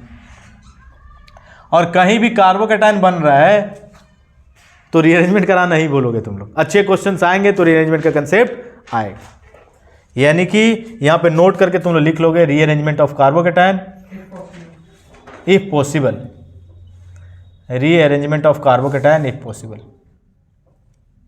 Rearrangement of carbocation. अभी एक क्वेश्चन करा दूंगा इस पे तुम लोगों, इफ पॉसिबल, जल्दी करो पहले फास्ट। तो कहीं भी कार्बोकेटाइन का रीअरेंजमेंट है तो वहां पर रीअरेंजमेंट कराना है, और नहीं है तो नहीं है। अच्छा तुम लोग क्या करते हो रीअरेंजमेंट के चक्कर में, कई बार स्टेबल से अनस्टेबल बनाने लगते हो, स्टेबल से अनस्टेबल फॉर्म करने लगो, तो ये गलती नहीं करना है। कई बार ऐसा केस आता है कि पहले वो अनस्टेबल है और अनस्टेबल होके और स्टेबल में जा सकता है, लेकिन जब वो कोई भी चीज़ स्टेबल से अनस्टेबल में क्यों जाना चाहेगा, जाना ही नहीं चाहे, भले दोबारा वो जाके स्टेबल हो सकता है लेकिन पहले अनस्टेबल में जाना ही नहीं चाहेगा ना, ठीक है। तो ये कंसेप्ट तभी अप्लाई करोगे जब स्टेबिलिटी बढ़ी हो, मतलब 1 डिग्री कार्बोकेटाइन किस में कन्वर्ट हो रहा हो, 2 डिग्री में, या 2 डिग्री किस में कन्वर्ट हो रहा हो, 3 डिग्री में, ठीक है। हो गया सबका, आगे बढ़े और बात करें तो कोई भी आपका अनसिमेट्रिकल एल्कीन है, एल्कीन कैसा है, अनसिमेट्रिकल, और इस पे अगर हम लोग HBr का एडिशन करा दें in the presence of peroxide, तो कौन सा यहाँ पे रूल फॉलो होगा, anti मार्कोनिक्स of rule, anti मार्कोनिक्स of rule.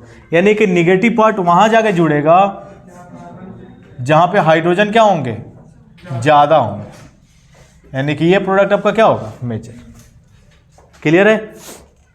और ये पेरोक्साइड इफेक्ट, या इसको हम लोग क्या बोलते हैं, पेरोक्साइड इफेक्ट या कर्स इफेक्ट,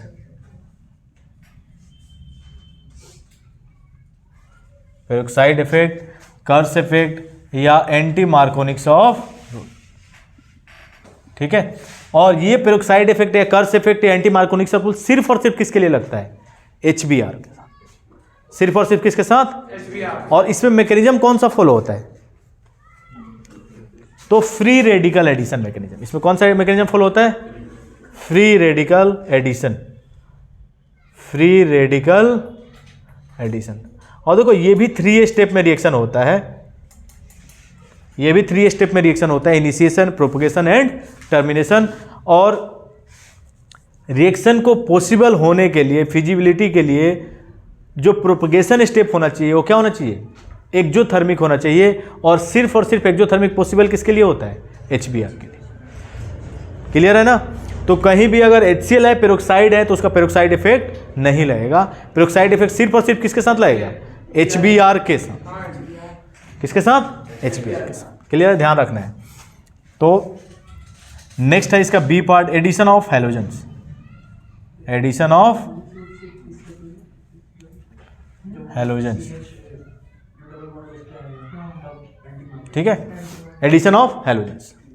तो कोई भी आपका एल्कीन है और उस पर हम लोग हैलोजन का एडिशन करा दें, लाइक Br2, ठीक है, तो पाई बॉन्ड ब्रेक होता है और दोनों ही एडजेसेंट कार्बन पे कौन आके जुड़ जाएगा, हैलोजन आके जुड़ जाएंगे। और ये किस टाइप के हैलोजन डेरिवेटिव्स है नंदिनी? विसिनल डाइहैलाइड। क्या है?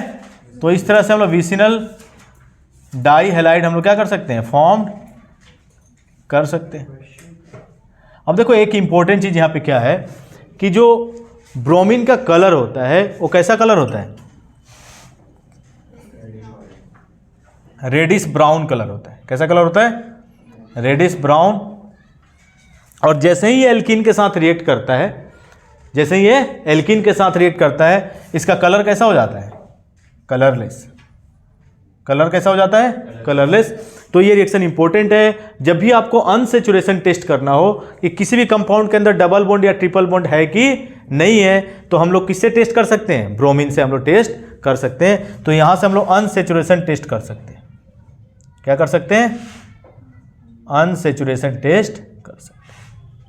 ठीक है, तो ये चीज ध्यान रखना इंपॉर्टेंट। और जब भी आपको विसिनल डाइहैलाइड फॉर्म करना हो तो किसका एडिशन करा देंगे, एल्कीन के ऊपर हैलोजन का एडिशन करा देंगे, तो हम लोग क्या मिल जाएगा, विसिनल डाइहैलाइड फॉर्म हो जाएगा।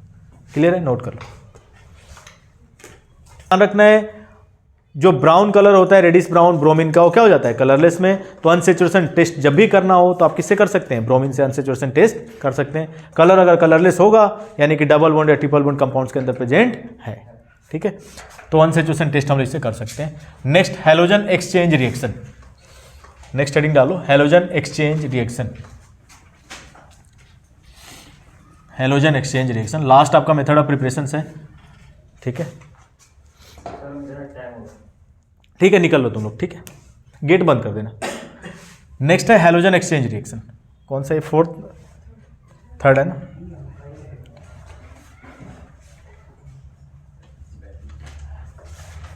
हैलोजन एक्सचेंज रिएक्शन, और ये भी रिएक्शन इंपॉर्टेंट है, ध्यान रखना है।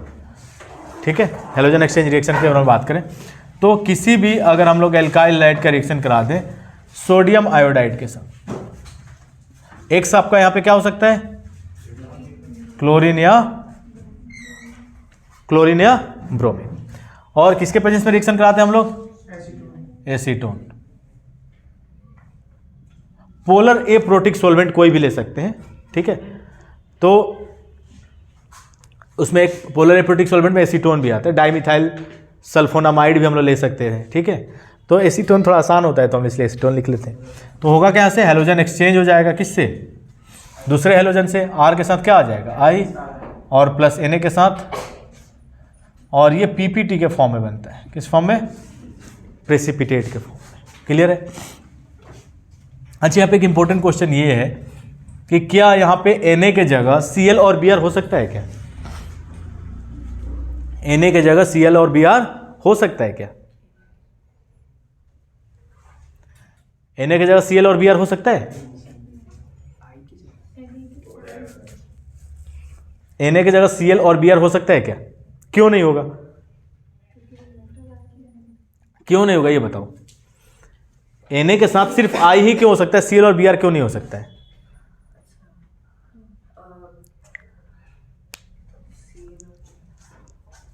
तो नहीं नहीं, रिड्यूसिंग तो है, तो हैलोजन एक्सचेंज हो रहा है ना, रिड्यूसिंग एजेंट का कोई काम ही नहीं है। देखो होता क्या है, क्या एसीटोन, अरे एसीटोन तो यहाँ पे किसके तरह यूज हो रहा है, एक मीडियम है जिसमें रिएक्शन हो रहा है। देखो तुम लोग फजन्स रूल पढ़े होगे, तो वहाँ पे पढ़े होगे तुम लोग NaCl, NaBr और NaI। अगर इन सब में हम लोग कोवेलेंट कैरेक्टर की बात करें, किसकी बात करें, कोवेलेंट कैरेक्टर की, कोवेलेंट कैरेक्टर बताओ किसमें कोवेलेंट कैरेक्टर सबसे ज्यादा होंगे, दिव्यांश। तो वहां पे देखो तुम लोग पढ़े थे कि चार्ज जितनी ज्यादा होगी, NaCl तो आयनिक हो जाएगा, सिंपल दिख रहा है, और NaBr उससे ज्यादा कोवेलेंट, और NaI सबसे ज्यादा कोवेलेंट कैरेक्टर होगा। और एसीटोन भी जो है वो क्या है, कोवेलेंट कंपाउंड है। और कोई भी आयनिक कंपाउंड है उसमें कोवेलेंट कैरेक्टर जिसमें सबसे ज़्यादा हो वही तो कोवेलेंट जो सोलवेंट है उसमें आसानी से क्या हो जाएगा, डिजल्व हो जाएगा।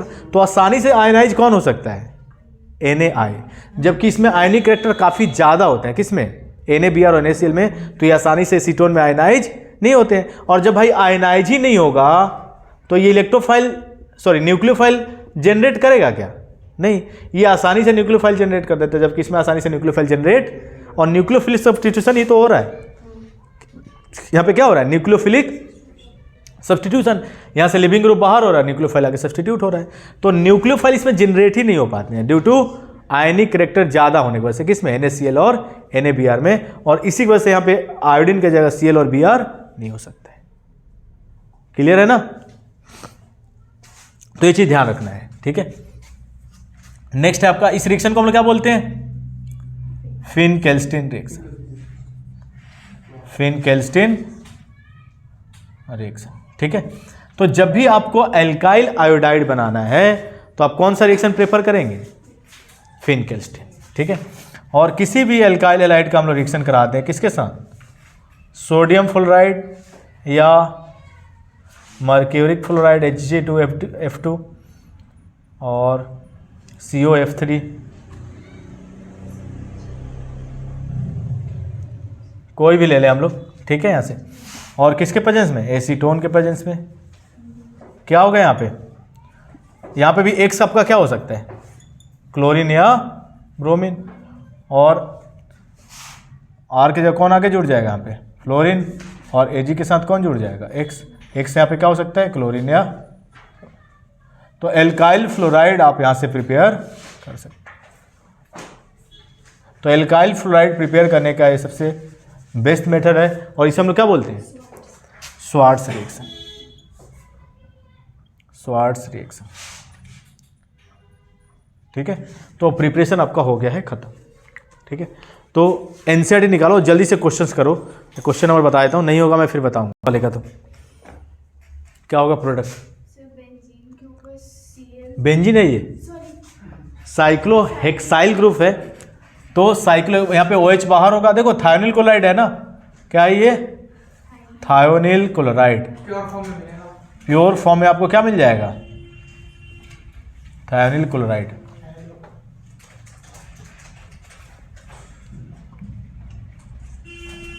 साइक्लोहेक्साइल क्लोराइड आपको मिल जाएगा, यहाँ से OH बाहर होगा और कौन आके लग जाएगा आपको, Cl। बोला है कि मेजर प्रोडक्ट बनाना है, बाकी बाई प्रोडक्ट क्या होंगे, SO2 plus HCl, SO2 plus HCl, और SO2 और HCl क्या मिलेंगे, गैसियस फॉर्म में, और प्योर फॉर्म में आपको क्या मिल जाएगा, साइक्लोहेक्साइल क्लोराइड। क्लियर है। अब सेकंड वाला देखो, ये तो आसान क्वेश्चन था, सिंपल था। सेकंड वाला देखो, सेकंड वाले में क्या है, इसका हम लोग रिएक्शन किसके साथ करा रहे हैं, Br2 के साथ। इसका रिएक्शन हम लोग करा रहे हैं किसके साथ, Br2, और सनलाइट और हीट के प्रेजेंस में, किसके प्रेजेंस में, सनलाइट और हीट। अब देखो ब्रोमिनेशन आपको कराना है, क्या कराना है, ब्रोमिनेशन।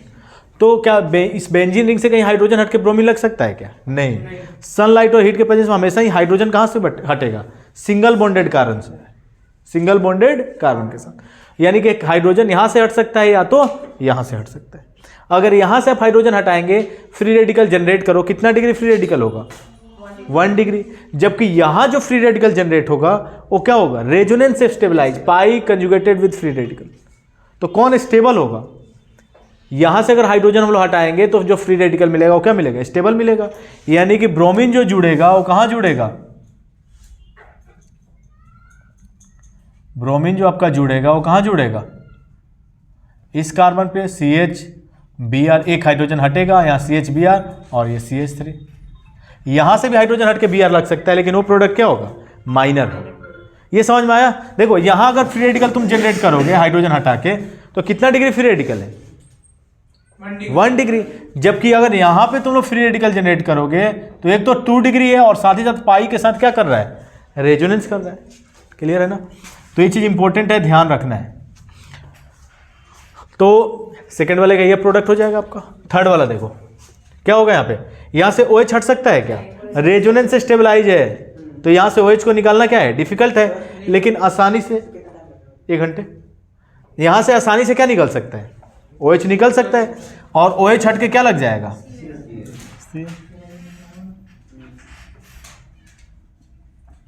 और यहाँ पे क्या रहेगा आपका OH।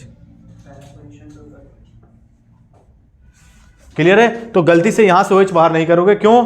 क्योंकि ये OH जो है क्या है, रेजोनेंस स्टेबलाइज है, और रेजोनेंस स्टेबलाइज है तो यहाँ से OH को निकालना क्या है, डिफिकल्ट। नेक्स्ट ये बताओ, ये तो बहुत ही आसान क्वेश्चन है। Markovnikov's of rule, double bond break होगा और निगेटिव पार्ट वहां जाएगा जहां पे हाइड्रोजन क्या होंगे, कम, क्योंकि इसमें कार्बोकेटाइन क्या मिलेगा, स्टेबल। तो यहाँ पे देखो, यहाँ पे हाइड्रोजन कितने हैं, एक भी नहीं है, जबकि यहाँ पे कितने हाइड्रोजन है, एक हाइड्रोजन। यहाँ पे कितना हाइड्रोजन है, एक है, यानी कि निगेटिव पार्ट I माइनस कहाँ जाएगा, जहाँ पे हाइड्रोजन कम है। हाइड्रोजन कम कहाँ है, यहाँ पे। तो पाई बॉन्ड को ब्रेक करो और मार्कोनिक्स ऑफ रूल फॉलो करो। यहाँ पे कौन आके लग जाएगा, आयोडीन, और ये CH3 रहेगा, और यहाँ पे क्या हो जाएगा,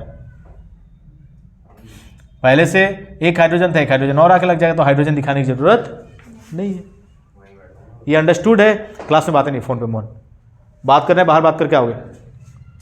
देखो यहाँ पे हेलोजन क्या हो जाएगा, यहाँ से एक्सचेंज, ब्रोमीन किससे एक्सचेंज हो जाएगा, आयोडीन से, ठीक है। तो बताए थे आपको फिनकेल्स्टीन रिएक्शन, और NaI के साथ कौन लग जाएगा आके, Br, PPT के फॉर्म में। अब यहाँ पे देखो, अब तुम लोग गलती क्या करोगे कि ब्रोमीन है तो तुम लोग डबल बॉन्ड ब्रेक करोगे और एडजेसेंट कार्बन पे क्या लगा दोगे, ब्रोमीन लगा दोगे। लेकिन गलती नहीं करना है, सनलाइट और हीट के प्रेजेंस में हमेशा ही free radical substitution, free radical substitution, यहां से हाइड्रोजन बाहर होंगे और हेलोजन सब्सटीट्यूट होंगे। अगर सनलाइट और हीट यहां पे नहीं होता, फिर प्रोडक्ट क्या होता, डबल बॉन्ड ब्रेक होते और दोनों एडजेसेंट कार्बन पे कौन आके लग जाता, Br, यानी कि विसिनल डाइहैलाइड मिल जाता हम लोग को। लेकिन सनलाइट और हीट के प्रेजेंस में हमेशा ही क्या होगा, फ्री रेडिकल सब्सटीट्यूशन। अब देखो, यहां से भी हाइड्रोजन निकल सकता है और यहां से भी निकल सकता है, ये दोनों तो आइडेंटिकल है, यहां से निकालो यहां से निकालो, बात एक ही है, या यहां से निकालो यहां से निकालो, बात एक ही है। तो हाइड्रोजन यहां से भी निकल सकता है और यहां से भी, लेकिन यहां से अगर हाइड्रोजन हटाओगे तो फ्री रेडिकल जनरेट होगा, क्या जनरेट होगा, फ्री रेडिकल। और ये फ्री रेडिकल पाई बॉन्ड के साथ क्या करेगा, रेजोनेंस करेगा, और पाई बॉन्ड के साथ रेजोनेंस करेगा, नहीं ये फ्री रेडिकल क्या होगा, स्टेबल, यानी कि Br कहां जुड़ेगा, Br कहां जुड़ेगा, यहां पे। क्लियर है? लेकिन अगर सनलाइट और हीट नहीं होता फिर प्रोडक्ट क्या होता, तो देखो दोनों मैकेनिज्म अलग हो। यहां पे क्या होता, यहां पे फ्री रेडिकल सब्सटीट्यूशन हो रहा है, जबकि यहां पे एडिशन होता, क्या होता, एडिशन, पाई बॉन्ड ब्रेक होता और एडजेसेंट कार्बन पे कौन आके लग जाते, Br आके लग जाते हैं यहां से। लेकिन कब होता है, जब सनलाइट और हीट नहीं होते यहाँ पे। क्लियर है? तो इस तरह से हम लोग क्या कर सकते हैं, प्रोडक्ट फॉर्म कर सकते हैं, ठीक है। आगे बढ़े हम लोग, तो नेक्स्ट तुम लोग हेडिंग डालो, preparation of hello arenes, preparation of hello arenes. जल्दी करोगे, फास्ट, एक दो इसमें मेथड है, फिर आगे हम लोग बढ़ते हैं। Preparation of hello arenes,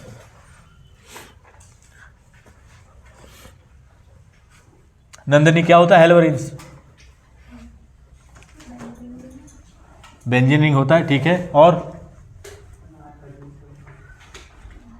benzene से अगर डायरेक्टली हेलोजन एसोसिएटेड है तो उसे हम लोग क्या बोलते हैं, हेलो एरिन्स, बताया था आपको। तो अब हम लोग हेलो एरिन्स की प्रिपरेशन देख रहे हैं, preparation of hello arenes, preparation of hello arenes, preparation of hello arenes, ठीक है। पहला है फ्रॉम हाइड्रोकार्बन, यही है ना, फ्रॉम हाइड्रोकार्बन, फर्स्ट यही है ना मेथड।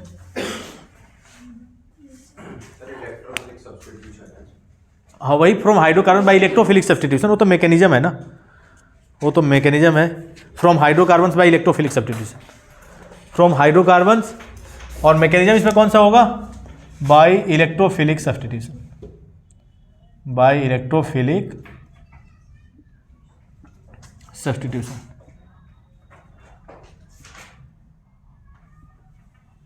ठीक है। तो देखो ये समझोगे, यहाँ पे ये आपका बेंजीन है, अगर इस पे हम लोग क्या करा दें, इलेक्ट्रोफिलिक सब्स्टिट्यूशन, मान लो क्लोरीनेशन हम लोग करा दें, क्या करा दें, क्लोरीनेशन, क्लोरीन का सब्स्टिट्यूशन हम लोग करा दें, ठीक है। और हमेशा ही क्लोरीनेशन या हेलोजनेशन या हेलोजनेशन में क्लोरीनेशन, ब्रोमिनेशन, आयोडीनेशन हमेशा किसके प्रेजेंस में? लीविस एसिड के प्रेजेंस में। लाइक हम लोग ले लें एनहाइड्रस, AlCl3, FeCl3, कोई भी ले सकते हैं लीविस एसिड। जितने भी इलेक्ट्रॉन डेफिशिएंट स्पीसीज होते हैं सारे क्या होते हैं? Lewis acid. तो होगा क्या, यहाँ से एक हाइड्रोजन बाहर होगा और एक Cl आके क्या हो जाएगा? सब्सटीट्यूट। एक हाइड्रोजन बाहर होगा और एक Cl आके क्या हो जाएगा? सब्सटीट्यूट हो जाएगा। और यहाँ से हम लोग को क्या मिल जाएगा? क्लोरोबेंजीन। क्लोरोबेंजीन, ठीक है। तो इस तरह से हम लोग हैलोरेंस क्या कर सकते हैं? प्रिपेयर कर सकते हैं। फ्लोरिनेशन हम लोग कराते नहीं है, क्योंकि फ्लोरिनेशन क्या होता है? हाईली एक्सोथर्मिक, तो उसमें हम लोग कराते नहीं है। Bromination same as it is होगा क्लोरिनेशन की तरह। और आयोडीनेशन क्या होता है? काफ़ी स्लो होता है, और इसीलिए आयोडीनेशन जो होता है क्या होता है? रिवर्सिबल। सेम कंडीशन जो वहाँ पे हमने हैलो एल्केन्स के अंदर किए थे, याद है ना? Free radical substitution. तो यहाँ पे क्या होगा? ये आयोडीनेशन जो होगा HI किसके तरह काम करेगा? एक गुड रिड्यूसिंग एजेंट की तरह। और ये रिएक्शन जो होगा क्या होगा? रिवर्सिबल। और रिएक्शन रिवर्स ना हो तो यहाँ पे हम लोग क्या यूज कर सकते हैं? कोई ऑक्सीडाइजिंग एजेंट ले सकते हैं, HiO3, HiO4, जो फर्दर इसको ऑक्सीडाइज कर देगा किसमें? I2 में। हो गया सबका? सेकेंड मेथड लिख लो। सेकेंड इसका by send mayor reaction. By send mayor reaction, ये हो गया। साफ करो इसे। हो गया सबका?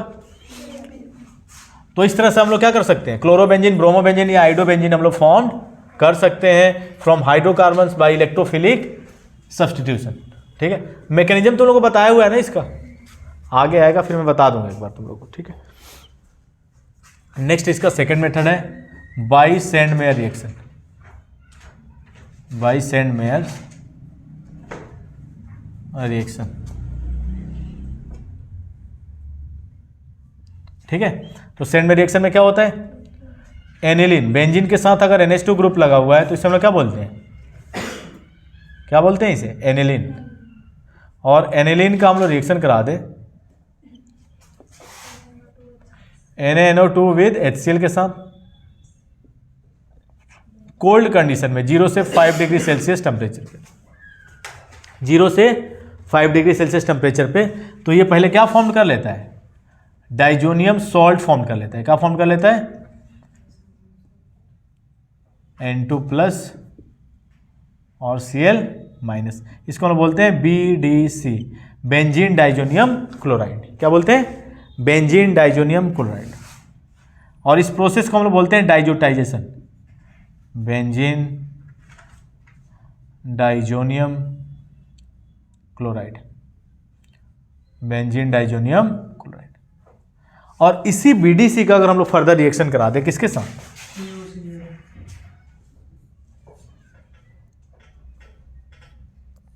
यहां पे तुम चाहो तो HCl नहीं लेके HX भी ले सकते हो तुम लोग। तो यहां पे क्या आ जाएगा? कोई X आ जाएगा, ठीक है। तो इसको हम लोग BDC नहीं बोल के बेंजीन डाइजोनियम सॉल्ट हम लोग बोल सकते हैं, बेंजीन डाइजोनियम सॉल्ट, ठीक है। अब X के जगह Cl भी हो सकता है, ठीक है। अब इस बेंजीन डाइजोनियम सॉल्ट का N2+ और X- का हम लोग रिएक्शन करा दें किसके साथ? CO2X2 along with HX के साथ। X आपका क्या हो सकता है? क्लोरीन या X क्या हो सकता है? क्लोरीन या ब्रोमीन। अगर आप Cl2 लेंगे तो इसके कॉरेस्पॉन्डिंग एसिड लेना है, कौन सा? HCl। यहां पे अगर Br लेंगे तो यहां पे क्या लेंगे? HBr। क्लियर है ना? तो यहां से क्या मिल जाएगा आपको? X आपका क्या हो सकता है? क्लोरीन या ब्रोमीन, क्लोरोबेंजीन या ब्रोमोबेंजीन मिल जाएगा। और इसी रिएक्शन को हम लोग क्या बोलते हैं? इसी रिएक्शन का नाम है सेंड मेयर रिएक्शन। इसी को हम लोग क्या बोलते हैं? सेंड मेयर रिएक्शन, ठीक है। एक और रिएक्शन इसमें ध्यान रखोगे तुम लोग, इस बेंजीन डाइजोनियम सॉल्ट का हम लोग इस बेंजीन डाइजोनियम N2+ और X- का हम लोग रिएक्शन करा दें किसके साथ? पोटेशियम आयोडाइड के साथ। अगर हम लोग हीट कर दें तो यहाँ से N2 क्या हो जाएगा? बाहर। देखो इसमें भी क्या होगा? N2 बाहर होगा और कौन आगे सब्सटीट्यूट हो जाएगा? Cl। N2 यहाँ से बाहर होगा, यहाँ पे कौन आगे सब्सटीट्यूट हो जाएगा? I। तो यहाँ से हम लोग क्या प्रिपेयर कर सकते हैं? आइडो बेंजीन प्रिपेयर कर सकते हैं। क्लियर है? ऊपर वाला हो गया, ठीक है। तो क्लोरोबेंजीन ब्रोमोबेंजीन रन दो रन दो। ऊपर वाला हो गया डाइजोटाइजेशन। देखिए एक और रिएक्शन है, तुम लोग ध्यान रखोगे, गेटरमैन रिएक्शन। गेटरमैन रिएक्शन तो स्टैंडमैन रिएक्शन नेक्स्ट है गेटरमैन रिएक्शन। इसी में थर्ड तुम लोग कर लोगे। ये रिएक्शन जो है डाइजोनियम सॉल्ट के अंदर दे रखा है बहुत लास्ट में, गेटरमैन रिएक्शन। तो हम लोग यहीं पे देख लेते हैं क्योंकि ये हेलोरिन के मेथड के प्रिपरेशंस में ही इसको हम लोग पढ़ना है, ठीक है। तो गेटरमैन रिएक्शन क्या होता है, तो कोई भी आपका डाइजोनियम सॉल्ट है N2+ और X, इस डाइजोनियम सॉल्ट का हम लोग रिएक्शन करा दें कॉपर पाउडर विद HCl या कॉपर पाउडर विद HBr के साथ। तो हम लोग को यहां से क्या मिल जाएगा, क्लोरोबेंजीन या ब्रोमोबेंजीन आपको मिल जाएगा। और इसी रिएक्शन को हम लोग क्या बोलते हैं, गेटरमैन रिएक्शन। तो क्यूप्रिक क्लोराइड की जगह कॉपर पाउडर ले लेंगे तो हम लोग क्या नाम देंगे, गेटरमैन रिएक्शन। बाकी प्रोडक्ट आपको क्या मिलेंगे, सेम ही मिलेंगे, ठीक है। तो ये सारे मेथड्स हैं किसके प्रिपरेशंस के लिए, हेलोएरिन्स के, ठीक है। तो इतना ही आपको ध्यान में रखना है। आगे बढ़े, नेक्स्ट लिख लो chemical reactions of haloalkanes, या ऐसे सिंपल लिख लो रिएक्शंस ऑफ हेलो एल्केन्स। कोई दिखा दें, फिजिकल प्रॉपर्टीज भी है ना, सॉरी फिजिकल प्रॉपर्टीज भी हम लोग देख लेते हैं। पहले क्या देख लेते हैं, फिजिकल प्रॉपर्टीज भी हम लोग देख लेते हैं, इंपॉर्टेंट है, क्वेश्चन आ जाते हैं ऐसे। तो पहले फिजिकल प्रॉपर्टीज तुम लोग कर लो। तो हेडिंग डालो फिजिकल प्रॉपर्टीज। फिजिकल, थक गए हो सृष्टि, फिजिकल प्रॉपर्टीज की हम लोग बात कर रहे हैं। तो फर्स्ट लिख लो इसमें melting point and boiling point. Time कितना हो गया, 122। चलो ठीक है, नेक्स्ट हम लोग देख लेते हैं फिजिकल प्रॉपर्टीज।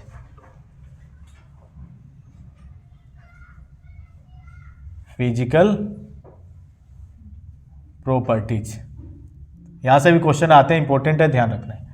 फर्स्ट हम लोग बात कर ले अगर melting point and boiling point की, तो melting point and boiling point की बात करें, क्या होता है मेल्टिंग पॉइंट बॉइलिंग पॉइंट, तो डायरेक्टली प्रोपोर्शनल टू क्या हो जाएगा, मोलिकुलर मास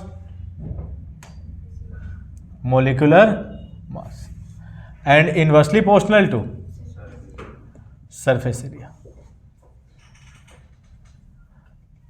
तो जितनी ज़्यादा मोलिकुलर मास होंगे मेल्टिंग पॉइंट बॉइलिंग पॉइंट क्या होगी उतनी ही ज़्यादा। और अगर मोलिकुलर मास आपका सेम हो जाए, आइसोमेरिक अगर हेलो एल्केन है, तो फिर हम लोग क्या देखेंगे, सरफेस एरिया। जिसकी सरफेस एरिया ज़्यादा होगी उसकी मेल्टिंग पॉइंट बॉइलिंग पॉइंट भी क्या होगी, इनवर्सली नहीं होता, डायरेक्टली होता है, डायरेक्टली सरफेस एरिया। जैसे एग्जाम्पल हम लोग ले लें CH3 CH2Cl, CH3 CH2 CH2Cl। इन दोनों में आपसे पूछे कि मेल्टिंग पॉइंट बॉइलिंग पॉइंट का ऑर्डर क्या होगा, तो क्या होगा, सेकंड वाले का melting point and boiling point क्या होगी, ज़्यादा होगी फर्स्ट से, क्योंकि इसका मोलिकुलर मास क्या होगा, ज़्यादा, तो ये melting point and boiling point हो जाएगा, ठीक है। सेकंड है डाइपोल मोमेंट की अगर हम लोग बात करें, तो ध्यान रखोगे RF, RCl, RBr और RI।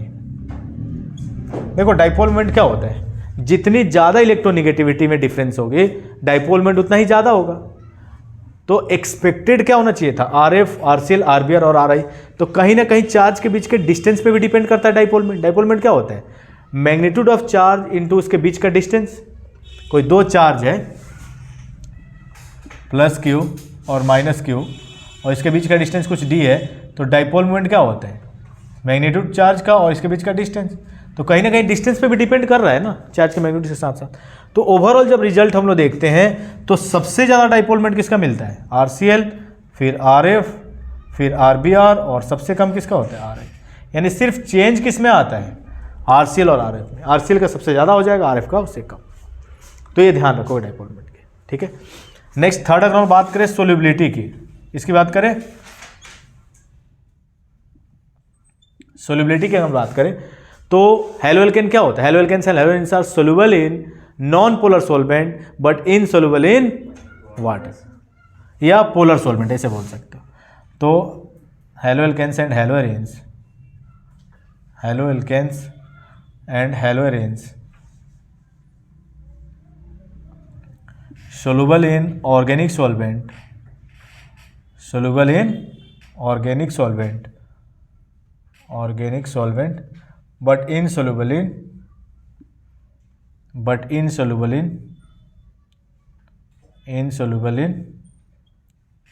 वाटर। अब देखो ऐसा क्यों होता है बताओ दिव्यांश? तो देखो होता क्या है, वाटर मॉलिक्यूल के बीच में क्या हो रहा होगा? हाइड्रोजन बॉन्डिंग हो रही होगी। यहां से क्या कर रहा होगा? ये हाइड्रोजन बॉन्डिंग कर रहा होगा, और ये जो RX है, एल्काइल हैलाइड है, इसके पास इतनी एनर्जी नहीं होती है कि इस हाइड्रोजन बॉन्डिंग को क्या कर पाए? ब्रेक कर पाए। और जब ये ब्रेक होगा तभी तो इसको क्या करेगा? सोल्यूबल करेगा। तो इसीलिए इसको ये एल्काइल हैलाइड को घुला नहीं पाता है। कौन? वाटर। यानी सिंपल बोलो कि एल्काइल हैलाइड जो होता है वाटर में क्या होता है? इनसोल्यूबल होता है, जबकि ऑर्गेनिक सॉल्वेंट में क्या होता है? सोल्यूबल होता है। क्लियर है? तो ध्यान रखोगे। नेक्स्ट एक और इंपॉर्टेंट चीज है इसमें। ये हो गया सबका, नोट कर लिए, कैप्चर कर लिए सृष्टि? जल्दी करें, फास्ट। नया फोन लिए हो क्या? जल्दी करो। तो नेक्स्ट हम लोग देखते हैं हेलोएरिन्स का थोड़ा सा मेल्टिंग पॉइंट, बॉइलिंग पॉइंट की हम लोग बात कर लेते हैं। और ये इंपॉर्टेंट कर लोगे, ये लगातार ही क्वेश्चन आते हैं नीट में भी, जेई में भी, कई बार ये क्वेश्चन रिपीट होते हैं। ठीक है, बोर्ड में हो सकता है नीट में आ जाए इस बार क्वेश्चन। तो हम लोग बात करें हेलोएरिन्स के लिए, ठीक है, तो हम लोग ले लें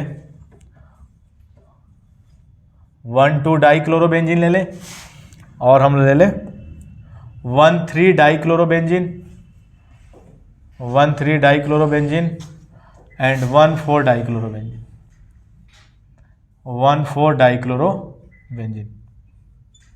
ठीक है, इसमें हम लोग को melting point and boiling point का ऑर्डर क्या करना है? अरेंज करना है। इसमें आपको बताना है कि मेल्टिंग पॉइंट बॉइलिंग पॉइंट का ऑर्डर क्या होगा। देखो कैसे याद रखोगे, ट्रिक मैं बता देता हूं, कभी भूलोगे नहीं। ठीक है, तो चाहे मेल्टिंग पॉइंट हो चाहे बॉइलिंग पॉइंट, चाहे मेल्टिंग हो चाहे बॉइलिंग हो, जो मेटा पोजीशन जिसमें क्लोरीन है उसका सबसे कम, मेटा वाले का क्या कर लोगे? सबसे कम मेल्टिंग पॉइंट या बॉइलिंग पॉइंट दोनों में सबसे कम कर लोगे। किसका? मेटा वाले का। मेटा वाले का क्या कर लोगे?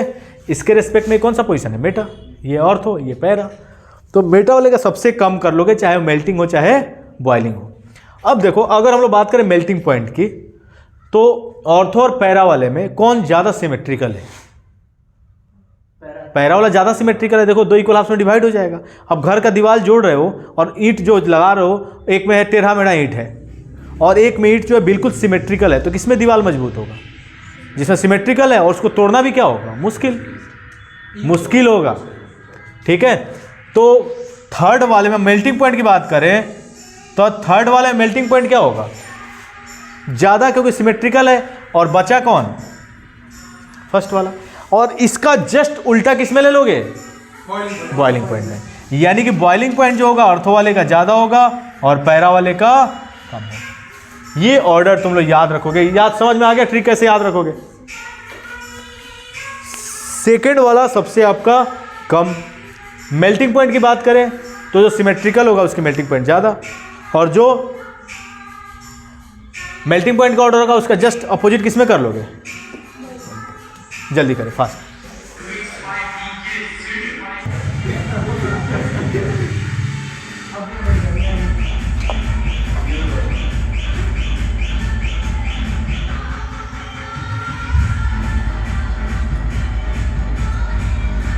केमिकल रिएक्शंस की हम लोग बात कर रहे हैं। ठीक है, इंपॉर्टेंट है, यहां से भी क्वेश्चंस आते हैं। ठीक है, तो हम लोग बात कर लेना सबसे पहले रिएक्शंस ऑफ हेलोएल्केन्स की। रिएक्शंस ऑफ हेलोएल्केन्स की हम लोग बात कर ले रहे हैं। ये ऐसी चीजें हैं ना कि जो बजाता है उसको बड़ा मज़ा आता है और जो सुनता है उसको बड़ा इरिटेटिंग होता है। जब तुम सीटी बजाओगे ना तो खूब मज़ा आएगा, लेकिन जो सुन रहा होगा ना गाली दे रहा होगा 10। बुलेट पर तुम चढ़ोगे, जब वो साइलेंसर बजाओगे ना तो तुम्हें तो बड़ा मज़ा आ रहा होगा, लेकिन बगल वाला तुम्हें इतना गाली देता है। ये नेचर है, ह्यूमन नेचर है। जब तुम खुद करोगे ना तो जैसे मेरे घर में ही शादी हो तो मुझे खूब मज़ा आएगा डीजे बजाने में, लेकिन बगल वाले का इरिटेटिंग। ये ऐसी चीज़ ही है, जो करता है उसे मज़ा आता है, जो सुनता है उसे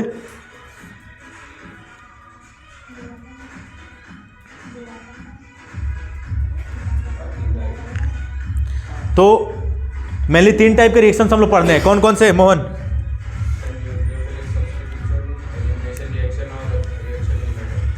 तो कौन कौन से हैं? Nucleophilic substitution, elimination and reaction with metal. ठीक है, तो पहला है आपका nucleophilic substitution. Nucleophilic substitution, nucleophilic substitution. दूसरा है elimination reaction, elimination reaction.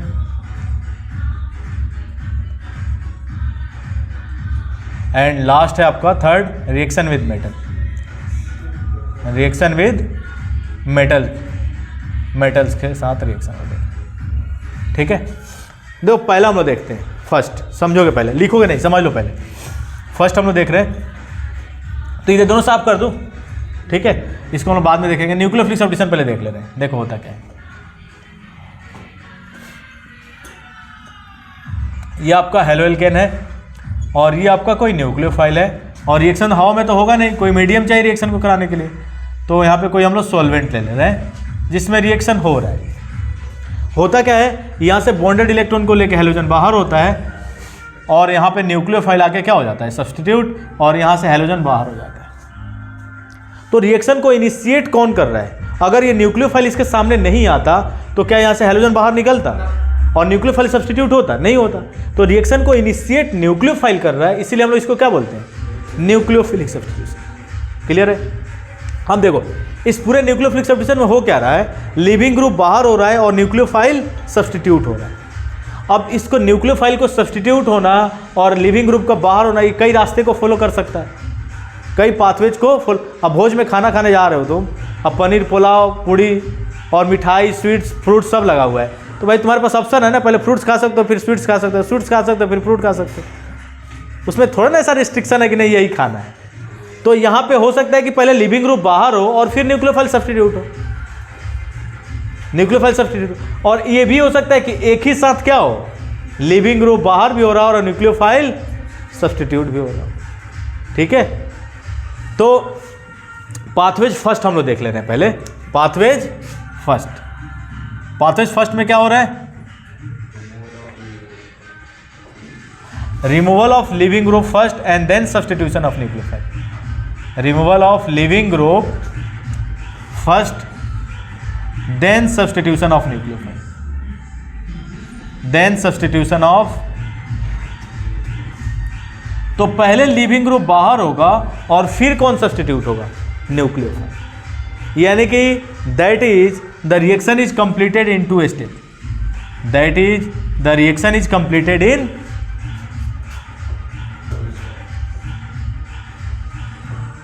reaction is completed in 2 steps, completed in 2 steps। कोई डाउट है? पहले लिविंग ग्रुप बाहर होंगे, फिर न्यूक्लियोफाइल सब्स्टिट्यूट होंगे, यानी कि रिएक्शन कितने स्टेप में होगा, 2 स्टेप में। देखो यहाँ पे समझोगे, स्टेप फर्स्ट, स्टेप फर्स्ट ये आपका एल्काइल हैलाइड है, एक्स कोई भी हो सकता है। ठीक है, और इसमें बॉन्डेड इलेक्ट्रॉन को लेकर कौन बाहर हो रहा है, हेलोजन। और ये स्टेप जो होता है आपका क्या होता है, और स्लो स्टेप ही क्या होता है, रेट डिटरमाइनिंग। और आर पे कौन सा चार्ज आ जाएगा, प्लस चार्ज, और एक्स माइनस के फॉर्म में, लिविंग ग्रुप के फॉर्म में कौन बाहर हो जाएगा, हेलोजन। ठीक है, और सेकेंड स्टेप में क्या होता है, स्टेप 2 में, स्टेप 2 में क्या होता है बताओ, ये जो कार्बोकेटायन है इस पे कौन आके सब्स्टिट्यूट हो जाता है, न्यूक्लियोफाइल। और ये स्टेप जो होता है फास्ट स्टेप होता है, लोन पे डोनेट करेगा और यहाँ से हम लोगों ये न्यूक्लियोफाइल का सब्स्टिट्यूटेड प्रोडक्ट मिल जाएगा। अब इस रिएक्शन के कुछ कैरेक्टरिस्टिक्स हैं जो एक एक करके हम लोग डिस्कस कर रहे हैं, ठीक है। फर्स्ट कैरेक्टरिस्टिक्स हम लोग देख लेते हैं, यहाँ पे जगह है तो इसका इस्तेमाल कर लेते हैं हम लोग। कैरेक्टरिस्टिक्स देखो, कैरेक्टरिस्टिक्स केमिकल काइनेटिक्स अभी रिसेंटली तुम लोग पढ़े हो तो सारी चीज़ें तुम लोग को पता होंगी, ठीक है। फर्स्ट अगर कैरेक्टरिस्टिक्स की हम लोग बात करें तो रेट का एक्सप्रेशन अगर लिखना चाहें सृष्टि, तो रेट का एक्सप्रेशन क्या होगा इस रिएक्शन के लिए? तो बताया था कि रेट हमेशा किसके लिए लिखते हैं? स्लो स्टेप के लिए। अगर कॉम्प्लेक्स रिएक्शन है, मल्टीपल स्टेप रिएक्शन है, तो रेट लो किसके लिए लिखेंगे? स्लो स्टेप और रेट डिटरमाइनिंग स्टेप के लिए। और first step is the slow step और रेट डिटरमाइनिंग स्टेप। और रेट इज इक्वल टू क्या होता है? K into concentration of reactant. Reactant की जगह घोड़ा है तो घोड़ा, हाथी है तो हाथी, ठीक है। जो होगा वही होगा यहाँ पे। तो तुम लोग क्या करते हो, बार बार आर ही लिख लेते हो। आर नहीं होगा यहाँ पे, RX होगा, क्योंकि यहाँ पे रिएक्टेंट की जगह क्या है? कोई एल्काइल हैलाइड है, RX है, ठीक है। अब बताओ, इसी को हम लोग क्या बोलते हैं? Rate law. इस एक्सप्रेशन को क्या बोलते हैं? Rate law. Rate law expression में कंसंट्रेशन टर्म का जो पावर होता है उसी को हम लोग क्या बोलते हैं? Order of reaction. यानी इस रिएक्शन का ऑर्डर क्या हो जाएगा? और बताओ, स्लो स्टेप और रेट डिटरमाइनिंग स्टेप में कितने रिएक्टेंट मॉलिक्यूल पार्टिसिपेट कर रहे हैं? एक। तो मोलिकुलरिटी भी क्या होगी? तो मोलिकुलरिटी भी आपकी 1 और ऑर्डर भी 1। और इसीलिए इसको हम बोलते हैं SN1, first order nucleophilic substitution. First order nucleophilic substitution.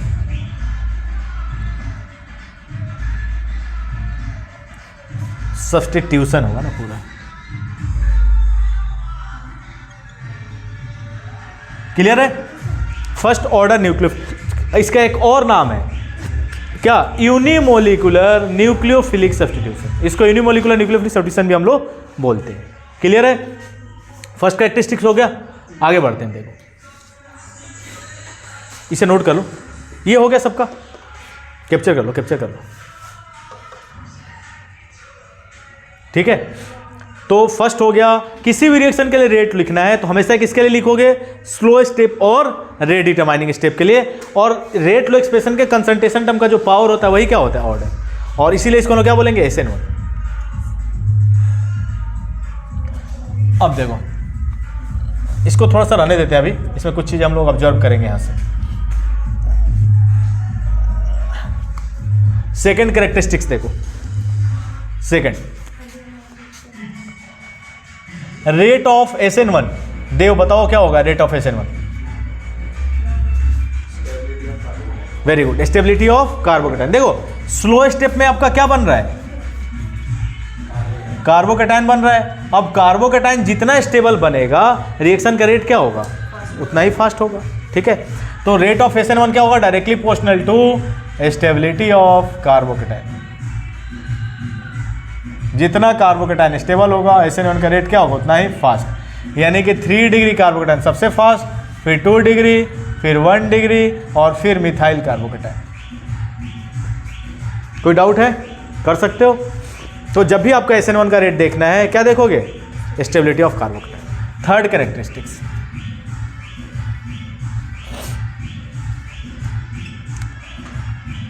Third characteristics की अगर हम बात करें तो लिविंग ग्रुप की बात कर ले रहे हैं। किसकी बात कर ले रहे हैं? Living group. तो आपका RCl है, RBr है, RI है। इसमें फास्ट SN1 कौन देगा? मोहन, इसमें फास्ट SN1 कौन देगा? Cl, आयोडीन देगा ना। देखो टॉप टू बटम जैसे जैसे तुम मूव करते हो साइज क्या होता है? बढ़ता है। और साइज बढ़ेगा तो बॉन्ड लेंथ बढ़ेगा, और बॉन्ड लेंथ बढ़ेगा तो बॉन्ड स्ट्रेंथ क्या होगा? कम होगा। कोई धागा ही है, कोई बड़ा है और छोटा है, किसको तोड़ना मुश्किल होगा? छोटे वाले को। बड़े वाले को तोड़ना आसान। यानी कि आसानी से कौन यहाँ से बाहर हो सकता है? और ऐसे भी weak base are good leaving group. तो सबसे वीक बेस कौन होता है? I-। ठीक है, कर सकते हो। नेक्स्ट फोर्थ कैरेक्टरिस्टिक्स, अगर हम बात करें सोलवेंट की, किसकी बात करें? सोलवेंट। तो polar protic solvent always favour SN1। Polar protic solvent always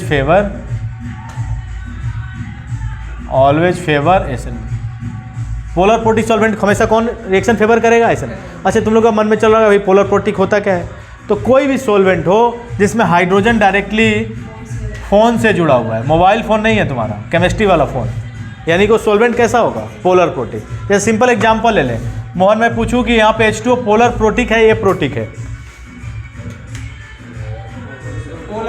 polar protic है। क्या है? क्योंकि देखो ऑक्सीजन से डायरेक्टली क्या जुड़ा हुआ है? Hydrogen, partially positive, partially positive, partially negative. कोई डाउट है? तो हमेशा ही पोलर प्रोटिक सॉल्वेंट के केस में कौन सा रिएक्शन फेवर होगा? SN1।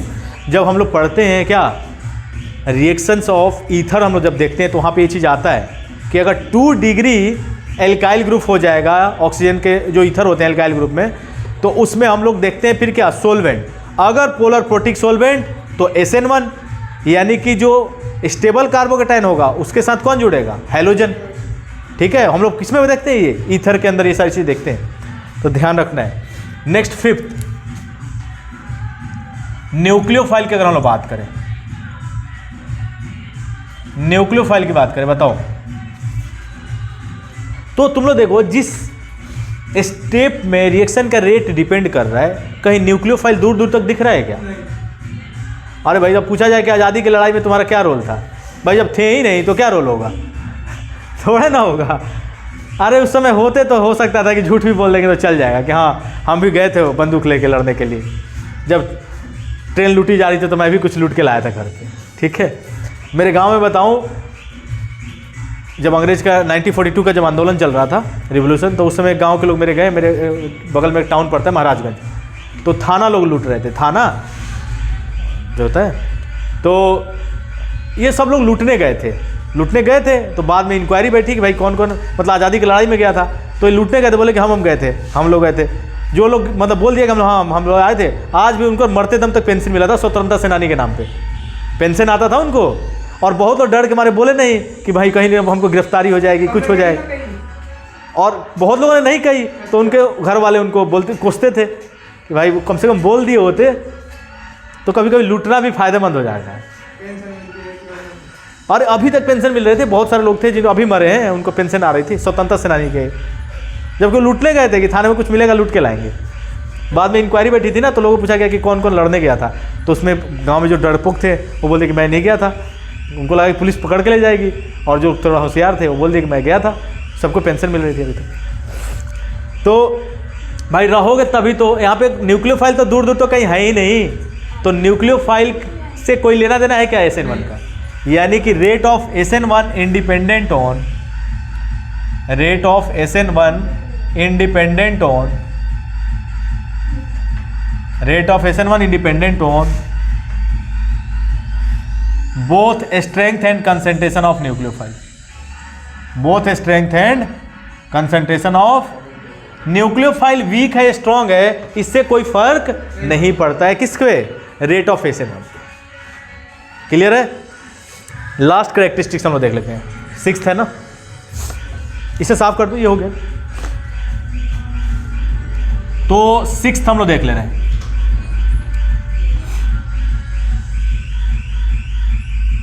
सिक्स्थ हम लोग देखते हैं,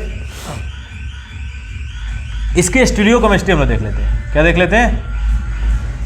स्टीरियो। इसे साफ कर दूं क्या? इसे भी साफ कर देता हूँ, ठीक है, तुम लोग तो समझ ही चुके हो, अब खत्म हो जाएगा, ज़्यादा टाइम लगेगा नहीं, अब चैप्टर हो चुका है। कोई बात नहीं, 145 कौन सा ट्रेन पकड़ने जाना है तुम्हें? 6th स्टीरियो केमिस्ट्री,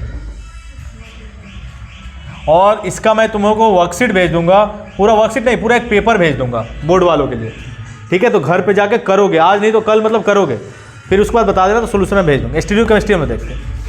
देखो यहाँ पे, जैसे मान लो कोई भी हम लोग कार्बोकेटाइन ले लें, जिसमें कार्बन जो कैसा है, कायरल कार्बन, थोड़ा कायरल के बारे में भी बता देता हूँ, क्योंकि इससे भी MCQ टाइप में क्वेश्चन आए हुए हैं। ये कार्बन कैसा है? कायरल है, क्योंकि चारों एटम और ग्रुप जो हैं डिफरेंट जुड़े हुए हैं, और कार्बन कायरल है। स्टेप फर्स्ट में क्या होगा? यहाँ से स्लो स्टेप जो होता है रेडिटरमाइनिंग स्टेप, पहले यहाँ से Cl बाहर होगा और ये कार्बोकेटाइन फॉर्म कर लेगा, और कार्बोकेटाइन की ज्योमेट्री कैसी होती है? Trigonal planar. पहले ये टेट्राहीड्रल था, अब ये कैसा हो गया? Trigonal planar. अब ये न्यूक्लियोफाइल जो है इस पर सब्सटीट्यूट होना है। कोई भी न्यूक्लियोफाइल OH माइनस ही ले लें हम लोग। क्या ले लें? OH minus. अब ये इधर से भी आ सकता है और इधर से भी, दोनों तरफ से आने के चांसेस क्या है? इक्वल, यानी कि 50-50% प्रोडक्ट मिलेगा।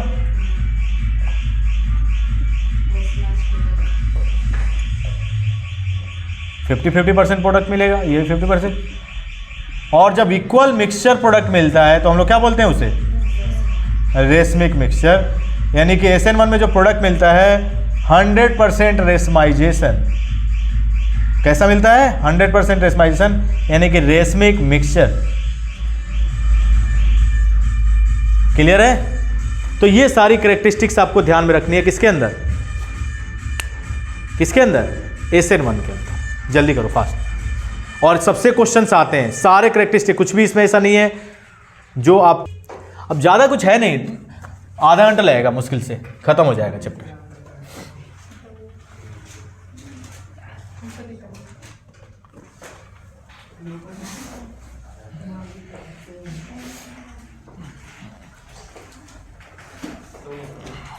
क्योंकि इसमें एक रिएक्शन ऑफ मेटल है, हेलोजेंस के अंदर तो सारी चीजें की हुई है। देखो यहाँ पे बातें नहीं, मोहन देव। नेक्स्ट, तो हम लोग देख रहे थे क्या न्यूक्लियोफिलिक सब्स्टिट्यूशन में कि आपका ये कोई एल्काइल हैलाइड था और ये न्यूक्लियोफाइल था और हैलोजन यहाँ से बाहर हो रहा था, न्यूक्लियोफाइल आके सब्स्टिट्यूट हो रहा था और ये हैलोजन लिविंग ग्रुप के फॉर्म में बाहर हो रहा था और रिएक्शन कराने के लिए कोई मीडियम चाहिए जिसको हम लोग बोलते हैं सॉल्वेंट। ठीक है, अब पाथवेज फर्स्ट हमने देख लिया। पाथवेज फर्स्ट हमने क्या देखा कि removal of leaving group first, then substitution of nucleophile, that is the reaction is completed in 2 steps. अब पाथवेज सेकंड हम लोग देख रहे हैं। पाथवेज, देखो पाथवेज तो एक और भी होता है, थर्ड पाथवेज भी होता है, लेकिन आपको पढ़ना नहीं है। तो पाथवेज हम लोग सेकंड देख रहे हैं। पाथवेज सेकंड क्या होगा? Removal of leaving group, removal of leaving group. Leaving group कौन है?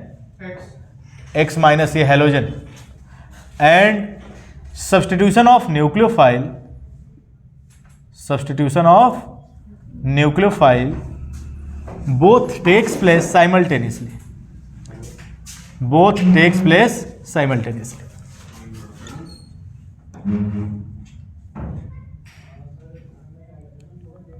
साइमल्टेनियसली, ठीक है। तो दोनों ही क्या होते हैं? एक ही साथ रिएक्शंस होते हैं, तो इसे हम लोग क्या बोलते हैं? Pathways second. अब देखो यहाँ पे कोई हम लोग कायरल कार्बन ही ले लेते हैं, उसको लेके एग्जांपल कर लेते हैं।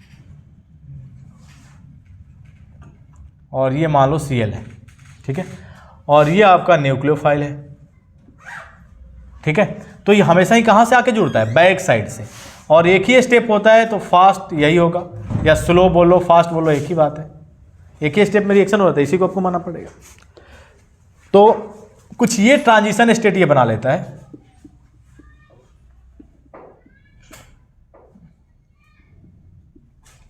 ये यहां से OH जुड़ रहा होता है और ये यहां से Cl बाहर हो रहा होता है, ठीक है। और यहां पे आपका क्या होगा? जिधर से आपका लिविंग ग्रुप बाहर हो रहा है उसका अपोजिट साइड से कौन आके जुड़ेगा?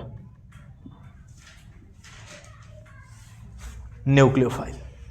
क्लियर है? ये आपका न्यूक्लियोफाइल है, ये आपका क्या है? न्यूक्लियोफाइल। अब देखो कैरेक्टरिस्टिक्स थोड़ा सा देख लेते हैं, जल्दी से फास्ट करो कैरेक्टरिस्टिक्स, और मैं तो बोलूँगा ख़त्म करके जाओगे, ठीक है, बर्थडे मना लेना आराम से। कैरेक्टरिस्टिक्स हम लोग देख लेते हैं, फर्स्ट देखते हैं, चलो ठीक है। दिव्यांश सबसे ज़्यादा टाइम का ये लग रहा था, लेकिन दिव्यांश से एक बार भी नहीं बोला है कि मुझे जानना है। देखो यहाँ पे रेट इजिकल टू क्या हो जाएगा? K into concentration of reactant. तो रिएक्टेंट के कंसंट्रेशन की बात करें तो एक तो एल्काइल हैलाइड है, RX ही तो है, और क्या है? न्यूक्लियोफाइल है, और दोनों का पावर क्या है? 1 1। यानी ऑर्डर क्या हो जाएगा? रेट लो एक्सप्रेशन के कंसंट्रेशन टर्म के पावर का सम, ऑर्डर 2। और कितने रिएक्टेंट मॉलिक्यूल पार्टिसिपेट कर रहे हैं? 2, तो मोलिकुलरिटी भी कितनी होगी? 2।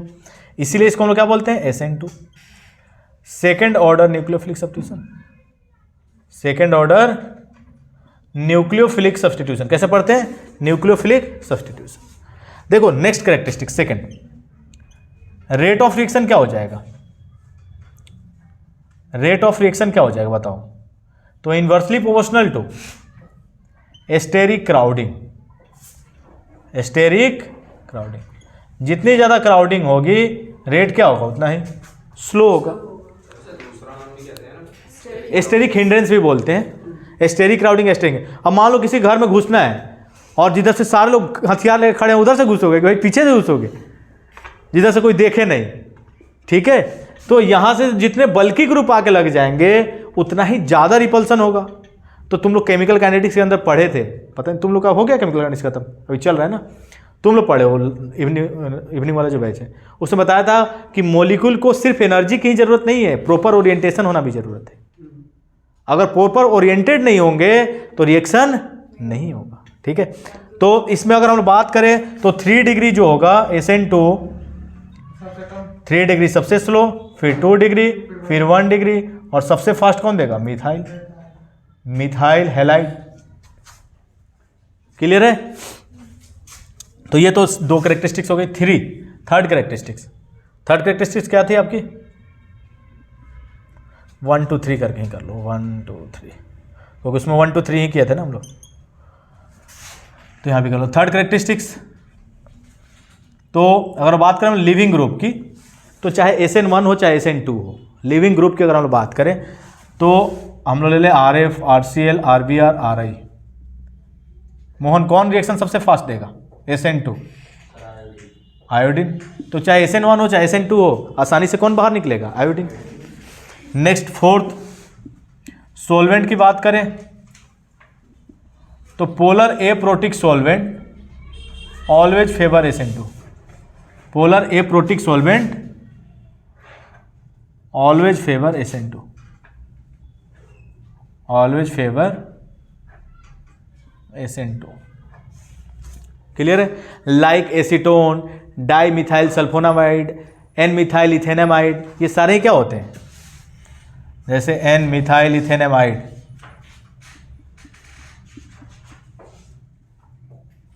ये भी क्या होगा? एक पोलर, जिसमें हाइड्रोजन बॉन्डिंग नहीं हो और पोलर हो, वो कैसा होगा? पोलर एप्रोटिक, ठीक है? एन कर लो, एन डाई मिथाइल। एसीटोन ले लो, ये भी क्या है? पोलर है, लेकिन हाइड्रोजन बॉन्डिंग कहीं दिख रहा है क्या? हाइड्रोजन फोन के साथ जुड़ा हुआ है? नहीं है, यानी ये सारे क्या है? एप्रोटिक सॉल्वेंट है, ठीक है? फिफ्थ, और हम बात करें न्यूक्लियोफाइल की, किसकी?